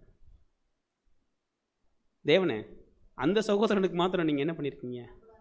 அவர் நல்ல வேலையை கொடுத்துருக்கீங்க பாருங்கள். அவர் குடும்பம் வர்றாரு, ரொம்ப சந்தோஷமாக என்ன பண்ணுறாரு, போகிறாரு. என்னுடைய வேலையே ரொம்ப கஷ்டமாக இருக்குது அப்படின்னு கண்டிப்பாக யோசித்தோம்னா அவங்களுக்கு ஆண்டவராகிய இயேசு கிறிஸ்து செஞ்ச வேலையிலேருந்து என்ன பாடம் தெரியுங்களா? புது சிருஷ்டி தான் காரியம். இங்கே வேலை பிரச்சனையே கிடையாது இல்லைங்களா? படிக்கிறோம், படிங்க சிஸ்டர் வசனம். கொலோசியர் 3:22 வேலைக்காரரே, சரீரத்தின்படி உங்கள் எஜமான்களா இருக்கிறவர்களுக்கு எல்லா காரியத்திலும் கீழ்ப்படிந்து. போதுங்க சிஸ்டர். இப்போ ஏன் இந்த ஒரு வசனத்தை நம்ம போட்டோம்னா, வேலை இங்கே ஒரு விஷயமே கிடையாது, அந்த வேலையில் செய்யக்கூடிய உண்மைத்தன்மை தான் விஷயம். கரெக்டாக இல்லைங்களா? இப்போ இயேசு கிறிஸ்து அவர் ஒரு தச்சர், ஒரு கார்பெண்டர் இல்லைங்களா? அவர் எங்கே எப்படி கார்பெண்டர் வேலை பார்த்துருப்பாரு? சும்மா நம்ம அவர் தச்சன் நல்லவா அப்படின்னாலே அவர் வேலை பார்த்துருக்காருன்னு அர்த்தம். எப்படி வேலை பார்த்துருப்பார்? எனக்கு பிரதர் வீடு இப்போ நமக்கு எல்லாம் வந்து பார்த்தீங்கன்னா ஆர்டர் கொடுத்துருவாங்க, ஒரு இடத்துல செஞ்சு கொண்டு வந்து வைப்பாங்க, ரெடிமேடெல்லாம் இருக்குது. ஆனால் அன்றைய காலகட்டத்தில் இல்லை, கொஞ்சம் நாளுக்கு முன்னாடியே வந்து பார்த்தீங்கன்னா எந்த வீட்டில் வேலை நடக்குதோ அங்கே போய் என்ன பண்ணணும்? செய்யணும் இல்லைங்களா? அப்படி செய்யும் பொழுது இன்றைக்கி நிறைய இந்த உலகத்தில் போலித்தனங்கள் வந்துருச்சு. எப்படி போலித்தனங்கள்னால், ஒரு மரம் வாங்குறதுலேருந்து ஒரு விஷயம் பண்ணுறதுலேருந்து எல்லாத்துலேயும் என்ன வந்துச்சுன்னா போலித்தனங்கள் வந்துருச்சு. ஆனால் அன்னைக்கு ஆண்டவராக இயேசு கிறிஸ்து இருந்த காலத்திலும் ஒருத்தவங்க ஒரு வீட்டுக்கு நிலை செய்ய சொல்கிறாங்கன்னு வைங்க, செஞ்சுருப்பாரா இல்லைங்களா? கார்பெண்டர் அவங்க வேலை தானே. மரம் யாரே வாங்கிட்டுப்பார்? அவரே வாங்கியிருப்பார், இல்லை வீட்டு ஓனரே வாங்கியிருப்பார், ஏதோ ஒன்று நடந்திருக்கும். கண்டிப்பாக யார் தான் சோர்ஸ் பண்ணி கொடுத்துருக்கணும். இந்த மாதிரிலாம் இருக்கும்போது ஒரு வேளை வீட்டுக்காரவங்களே மரம் வாங்குறாங்கன்னு வச்சுக்கோங்க, அப்படியே வச்சுக்கலாம். வேலைக்கார வீட்டில் உள்ளவங்களே ஒரு வேளை நானே மரம் வாங்கி தரேன்னு வச்சுக்கலாம்னு வைங்களேன். அப்படியே எடுத்துக்கிட்டோம்னு இன்றைக்கி மரம் வாங்காமல் நாங்களே, நீங்கள் அதாவது கார்பெண்டர் நீங்கள் வாங்காதீங்க, நாங்களே பொருள் வாங்கி கொடுத்துறோன்னு சொன்னாலுமே வேலையை உண்மையாக பார்ப்பாங்களா? வேலையில் என்ன பண்ணுவாங்க? லேபர் ஏற்றுறாங்கிறது ரெண்டாவது விஷயம். வேலையில் என்ன பண்ணிடுவாங்கன்னா பர்ஃபெக்டாலாம் என்ன பண்ண மாட்டாங்க. ஆனால் ஆண்டவராக இயேசு கிறிஸ்துட்ட ஒருத்தர் ஒரு வேலை மரமே வாங்கி கொடுத்து பண்ண சொல்கிறாருன்னு வைங்க, வேலை எப்படி பண்ணியிருப்பார்? 5 நாள் வேலை முடிக்கணும், சரிங்களா? இப்போ உள்ளவங்க என்ன பண்ணிடுவாங்க? டபக்குன்னு சம்பளம் வாங்குறதுக்காக 2 நாளில் முடிச்சிருவாங்க. அந்த மாதிரி செஞ்சுருப்பாரா? யோசிக்கலாம். இந்த பாயிண்ட் தாங்க நம்ம முக்கியம். வேலை முக்கியம் கிடையாது, வேலையில் நம்ம இருக்கக்கூடிய உண்மைத்தன்மை இல்லைங்களா? ஒரு வேளை ஒரு வீட்டுக்கு போய் ஆண்டவராக இயேசு கிறிஸ்து வேலை பார்த்துருப்பாருன்னா அந்த வீட்டுக்கு அவர் வேலைக்காரர், கரெக்டாக இல்லைங்களா? அவருக்கு வேலை கொடுத்தவர் எஜமான். அந்த எஜமானுக்கு எப்படி இருந்து பார்த்துறீங்களா? இப்போ படிங்க சிஸ்டர் 22. கொலோசியர் 3:22 வேலைக்காரரே, சரீரத்தின்படி உங்கள் எஜமான்களா இருக்கிறவர்களுக்கு எல்லா காரியத்திலும் கீழ்ப்படிந்து. போதும் சிஸ்டர், இதுதான் நம்ம பார்க்க வேண்டிய விஷயமே இருக்கு. ஒழிய என்ன பண்ணணும் அப்படின்னு சொல்லி பார்க்கணும்னா இங்கேயும் பொன்னான பிரமாணத்தை நம்ம பொருத்தி பார்க்கணும். எப்படி? மற்றவர்கள் உங்களுக்கு என்ன செய்ய நினைக்கிறாங்களோ அதை அப்படின்னா அந்த ஒரு விஷயம் இல்லைங்களா? அதை தான் ஆண்டவராக இயேசு கிறிஸ்துவும் அங்கே செஞ்சிருப்பார். அப்போது இந்த ஒரு விஷயத்துலேருந்து நம்ம என்ன கற்றுக்கொள்கிறோம்னு சொல்லி பார்க்கும்போது வேலை முக்கியம் கிடையாது, அதில் இருக்கக்கூடிய உண்மை தன்மை அப்படிங்கிறத கூட நம்ம பார்க்குறோம். அடுத்து நம்ம என்ன கண்டுபிடிக்கிறோம் அப்படின்னு சொல்லி பார்க்கும்போது இயேசு கிறிஸ்துக்கு கூட பிறந்த சகோதரர்கள் இல்லைங்களா? படிங்க வசனம். மத்தேயு 13:55 இவன் தச்சனுடைய குமாரன் அல்லவா? இவன் தாய் மரியாள் என்பவள் அல்லவா? யாக்கோபு, யோசே, சீமோன், யூதா என்பவர்கள் இவனுக்கு சகோதரர் அல்லவா? போதும் சிஸ்டர். அப்போ பார்க்குறோம், இவருக்கு சகோதரர்கள் இருந்தாங்க. இந்த சகோதரர்கள் எப்படி இருந்தாங்க ஒரு காலகட்டம் வரைக்கும் அப்படி பார்க்கும்போது படிக்கலாம் பாருங்க. சங்கீதம் 69:8. 69 சங்கீதம் 8 என் சகோதரருக்கு வேற்று மனுஷனும். பாருங்க, என் சகோதரருக்கு இவர் எப்படி இருந்தாராம்? வேற்று மனுஷன். இவர் ஒரு ட்ராக்ல என்ன பண்ணிக்கிட்டு இருக்காருன்னா ஓடிக்கிட்டு இருக்காரு, அவங்க வேற ட்ராக்ல ஓடிக்கிட்டு இருக்காங்க. தொடர்ந்து படிங்க சிஸ்டர். என் தாயின் பிள்ளைகளுக்கு அந்நியனும் ஆனேன். என் தாயினுடைய பிள்ளைகளுக்கு நான் எப்படி இருக்கேன்னா அந்நியனும் ஆனேன். இது ஒரு தீர்க்க தரிசனமாக இருந்தாலும் சரி, நம்ம லிட்டரலாக பொருத்தி பார்க்கும்போது அப்படித்தானே இருந்தாங்க இல்லைங்களா? சொன்னாங்க ஆண்டவராக இயேசு கிறிஸ்துட்ட, நீங்கள் போய் அற்புதம் செய்கிறதா இருந்தால் பண்டிகை வருது, அங்கே போய் என்ன பண்ணுங்க, எல்லாருக்குமே தெரியும்ல. அப்படிலாம் என்ன பண்ணாங்கன்னா கேலி பண்ணாங்க. இவருடைய ட்ராக் ஒரு மாதிரி இருந்துச்சு, அவங்களுடைய ட்ராக்கு வேற மாதிரி இருந்துச்சு. இதே சூழ்நிலைக்குள்ளே தான் நம்மளும் கடந்து வந்திருக்கோம். நம்ம குடும்பத்தில் உள்ள எல்லாருமே சத்தியத்தில் கடந்து வந்திருக்காங்களா? இல்லை இல்லைங்களா? நம்மளுடைய பாதை வேற மாதிரி இருக்கும், அவங்க பாதை வேற மாதிரி இருக்கும். இப்படி இருக்கும்போது நம்ம என்ன ஃபேஸ் பண்ணுறோம்? அதைத்தான் அங்கே ஆண்டவராக இயேசு கிறிஸ்துவும் ஃபேஸ் பண்ணார். இப்போ இவங்க சகோதரர் மேலாம் இவருக்கு கோபம் வந்திருக்குமா? கோபம் வந்திருக்குமா? பேசாமல் இருந்திருப்பாரா? என்ன பண்ணியிருப்பாருங்க? பேசியிருப்பார். ஆனால் நல்லா கவனிச்சு பார்த்தோம்னா நிறைய சந்தர்ப்பங்களில் ஏதோ ஒரு சில விஷயங்களில் நம்ம என்ன பண்ணிடுவோம்னா இந்த ட்ரூத்துக்கு வந்ததுக்கப்புறம் என்ன ஆயிடுவோம்? குடும்பத்தை பிரிஞ்சிடுவோம். ஆனால் நல்லா கவனிச்சு பாருங்க, இவங்க பின்னாடி என்னவா மாறினாங்கன்னா சீஷர்களாக மாறினாங்க. ஏன் நம்மளால் முடிகிறது இல்லைன்னா, அநேக சந்தர்ப்பங்களில் நம்ம அவங்கள்ட்ட நடக்கக்கூடிய நடத்தையில் என்ன ஆயிடுச்சு சொல்லி பார்க்குறோம்னா வித்தியாசம் வந்துடும். ஏன் அப்படின்னா, நம்ம ஃபிக்ஸ் பண்ணிடுறோம் நம்ம மைண்டில். என்ன ஃபிக்ஸ் பண்ணிடுறோம்? இவங்க இனிமேல் என்ன பண்ண மாட்டாங்க, வரமாட்டாங்க, இவங்களுக்கு புரியவே புரியாது அப்படின்னு நம்ம நினைக்கணுமா, தேவன் நினைக்கணுமா? தேவன் நினைக்கணும் இல்லைங்களா? அதுதான் படிப்பனை நம்ம இங்கே கண்டுபிடிக்கிறோம் அவருடைய குடும்பத்திலிருந்து. ஏன்னா நம்ம கவனித்து பார்த்தோம்னா, அவ்வளவு பெரிய அனைத்து காரியத்தையும் பெற்ற இயேசு கிறிஸ்துவுக்கு பின்னாடி இவங்க என்னவாயிட்டாங்க சொல்லி பார்க்குறோம்னா சீசர் ஆகிட்டாங்க இல்லைங்களா? அதே நேரத்தில் நம்ம கவனித்து பார்க்குறோம், இவங்க கூட பிறந்தவங்க தான், அதாவது ஒரு தாயோடைய பிள்ளைகளாக இவங்கெல்லாம் இருக்காங்க. ஆனால் இவங்க வரும்போது விட்டு கொடுத்தாரா அப்படின்னு சொல்லி பார்க்குறோம்னா, எங்கேயாவது விட்டு கொடுத்தாரா அப்படின்னா விட்டு கொடுத்தார். எங்கே விட்டு கொடுத்தா தெரியுங்களா? தன்னுடைய சீஷர்கள் மத்தியில் எப்படி விட்டு கொடுத்தாருன்னா, படிங்க சிஸ்டர் வசனம். லூக்கா 8:20 மற்றும் 21. அப்பொழுது உம்முடைய தாயாரும் உம்முடைய சகோதரரும் உம்மை பார்க்க வேண்டும் என்று வெளியே நிற்கிறார்கள் என்று அவருக்கு அறிவித்தார்கள். அதற்கு அவர், தேவனுடைய வசனத்தை கேட்டு அதன்படி செய்கிறவர்களே எனக்கு தாயும் எனக்கு சகோதரருமா இருக்கிறார்கள் என்றார். பாருங்க, ஒரு இடத்துல கவனிக்கிறோம், பின்னாடி அவங்க என்ன ஆயிட்டாங்க, சீசர்கள் ஆயிட்டாங்க. இதே விஷயத்தை நமக்கு எடுத்துட்டோன்னு வைங்க, சில நேரங்களில் நம்ம யாரை விட்டு கொடுத்துட்டு வந்துடுறீங்களா? எந்த சகோதரர் விட்டு கொடுத்துட்டு வந்துடுறீங்களா? சத்தியத்தின்படி சேர்த்த சகோதரர்களை நம்ம குடும்பத்தின் முன்னாடி சில நேரம் என்ன பண்ணிடுவோம், விட்டு கொடுத்துருவோம் இல்லைங்களா? அது இங்கே நமக்கு படிப்பனை. விட்டு கொடுக்கவே கூடாது. இவங்க முதல்ல யாருன்னு சொல்லி பார்க்கும்போது இவங்க தான் நமக்கு சகோதரிகள். சில நேரங்களில் மட்டும் இல்லை, நிறைய நேரங்களில் நம்முடைய சொந்த குடும்பத்தை வைத்து, நம்ம சொந்த சகோதரிகளை வைத்து சில நேரங்களில் வாய்ப்புகள் வரும். எப்பயாவது வீட்டுக்கு வர்றாங்கன்னு வைங்க, என்ன சொல்லுவோம் நம்ம, திடீர்னு நம்மளுடைய பிரதர்ஸ் 2 பேர் வீட்டுக்கு வர்றாங்க. இப்போ நம்ம அந்த மெச்சூர்டெல்லாம் தாண்டி என்ன பண்ணிட்டோம், வந்துட்டோம். இதெல்லாம் அனுபவங்கள் தானே, அனுபவங்கள் இருந்து தான் நம்ம சில விஷயங்கள்லாம் எடுக்கிறோம். அப்படி இருக்கக்கூடாதுங்கிறதுக்காக தான் நம்ம பார்க்குறோம். அப்படி பார்க்கும் பொழுது சத்தியத்தில் பிறந்த சகோதரிகளுக்கு தான் முதல்ல என்ன பண்ணணும்னு சொல்லி பார்க்கும்போது, முதல் இடம் வீட்டிலேயாக இருந்தாலும் சரி, மனதினாக இருந்தாலும் சரி, உடைமைகளாலும் இருந்தாலும் சரி, அனைத்திலும் அவங்களுக்கு தான் என்னன்னு சொல்லி பார்க்குறோம்னா முதல் இடம் அப்படிங்கிறத இங்கே ஆண்டவராகிய இயேசு கிறிஸ்து அவங்க வாழ்க்கையிலிருந்து நம்ம என்ன பண்ணுறோம்னா, அவங்க கூட இருந்த பிறப்புக்கள் மூலமாக நம்ம என்ன பண்ணுறோம்னா கண்டுபிடிக்கிறோம். இன்னும் அநேக காரியங்கள் இருக்குது. இப்போது நம்ம பார்க்குறோம், நம்ம குடும்பத்துக்கு தேவையான நிறைய காரியங்கள் யாருடைய குடும்பத்தில் இருக்குன்னா, நம்ம இரட்சகருடைய குடும்பத்தில் இருக்குது. நல்லா கவனிச்சு பாருங்கள். இந்த குடும்பத்தில் ஆண்டவராகிய இயேசு கிறிஸ்துவை வளர்த்த கருவியாக இருந்த தாயும் சரி, பாதுகாவலராக இருந்த தகப்பனும் சரி, அவங்க என்ன நிலைமை அடைஞ்சாங்க கடைசியில்? அதாவது ஆண்டவராகிய இயேசு கிறிஸ்து வளர்த்த தாயாகட்டும் தகப்பனாகட்டும் என்ன பொசிஷன் அடைந்தாங்க? 1,44,000 பேரா 2 பேருமே ஆயிருப்பாங்களா? யார் ஆகலைன்னா யோசேப்பு அதுக்கு முன்னாடி என்ன பண்ணிட்டாருங்க, இறந்துட்டார். ஆனால் மரியாள் பெந்தகோஸ்தே நாளிலும் கூட மேல் வீட்டறையில் இருந்தாங்க. ஒருத்தருக்கு வானத்து நட்சத்திரம் நம்ம நிதானிக்கிறோம், ஒருத்தருக்கு கடற்கரை மணலும் கூட எதை வச்சு சொல்கிறோம்னா, அவர் நீதிமானில் இருக்கப்பட்ட நீதிமான்லேயே அங்கே ஒரு சிறந்த நீதிமான், அதை ஒரு வார்த்தையை வச்சு நம்ம என்ன பண்ணுறோம்னா சொல்கிறோம் இல்லைங்களா? அப்போ இரட்சகருடைய குடும்பமாக இருந்தாலும் கூட அங்கே அப்பாவுக்கும் இந்த ஒரு வாய்ப்பு கொடுக்கணும் அப்படின்னு ஒரு நினச்சிக்காரா? இல்லைங்களா?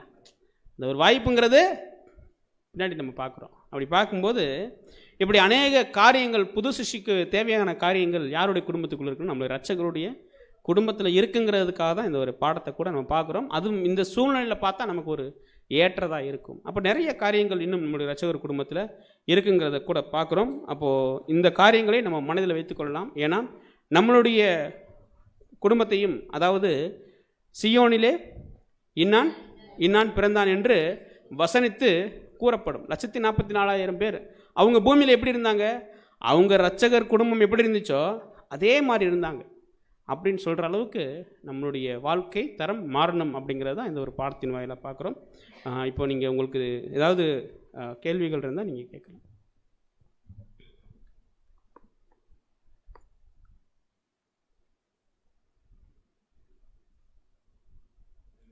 அப்போது நம்ம முடிச்சுக்கலாமா? பொறுமையாக கேட்ட உங்கள் அனைவரையும் தேவன் தாமே ஆசீர்வதித்து வழிநடத்துவாராக.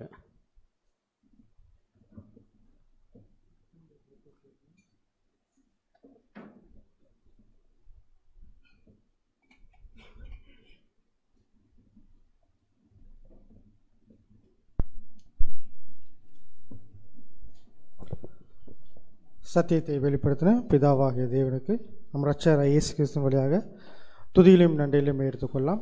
தூது குறித்த அன்பு சகோதரருக்கும் கூட சபையின் சார்பாக நன்றிகளை தெரிவித்துக் கொள்ளலாம். இன்றைய நாளிலும் கூட ஏற்ற காலத்தில், அதாவது ஒரு கிறிஸ்மஸ் இந்த உலகத்தில் எல்லாரும் வெகு சிறப்பாக கொண்டாடிட்டு இருக்கிற சமயத்தில் அதை பற்றின முழு விஷயத்தையும் தெரிஞ்சுக்கிட்டு அதுலேருந்து வந்து அந்த ஏற்ற காலத்தில் அந்த வந்து பார்த்திங்கன்னா அந்த ஒரு சத்தியத்தை சகோதரர் வந்து பார்த்திங்கன்னா அவருடைய குடும்பத்தை பற்றின ஒரு காரியத்தையும் அந்த குடும்பத்திலேருந்து நமக்கு என்ன ஒரு விஷயம்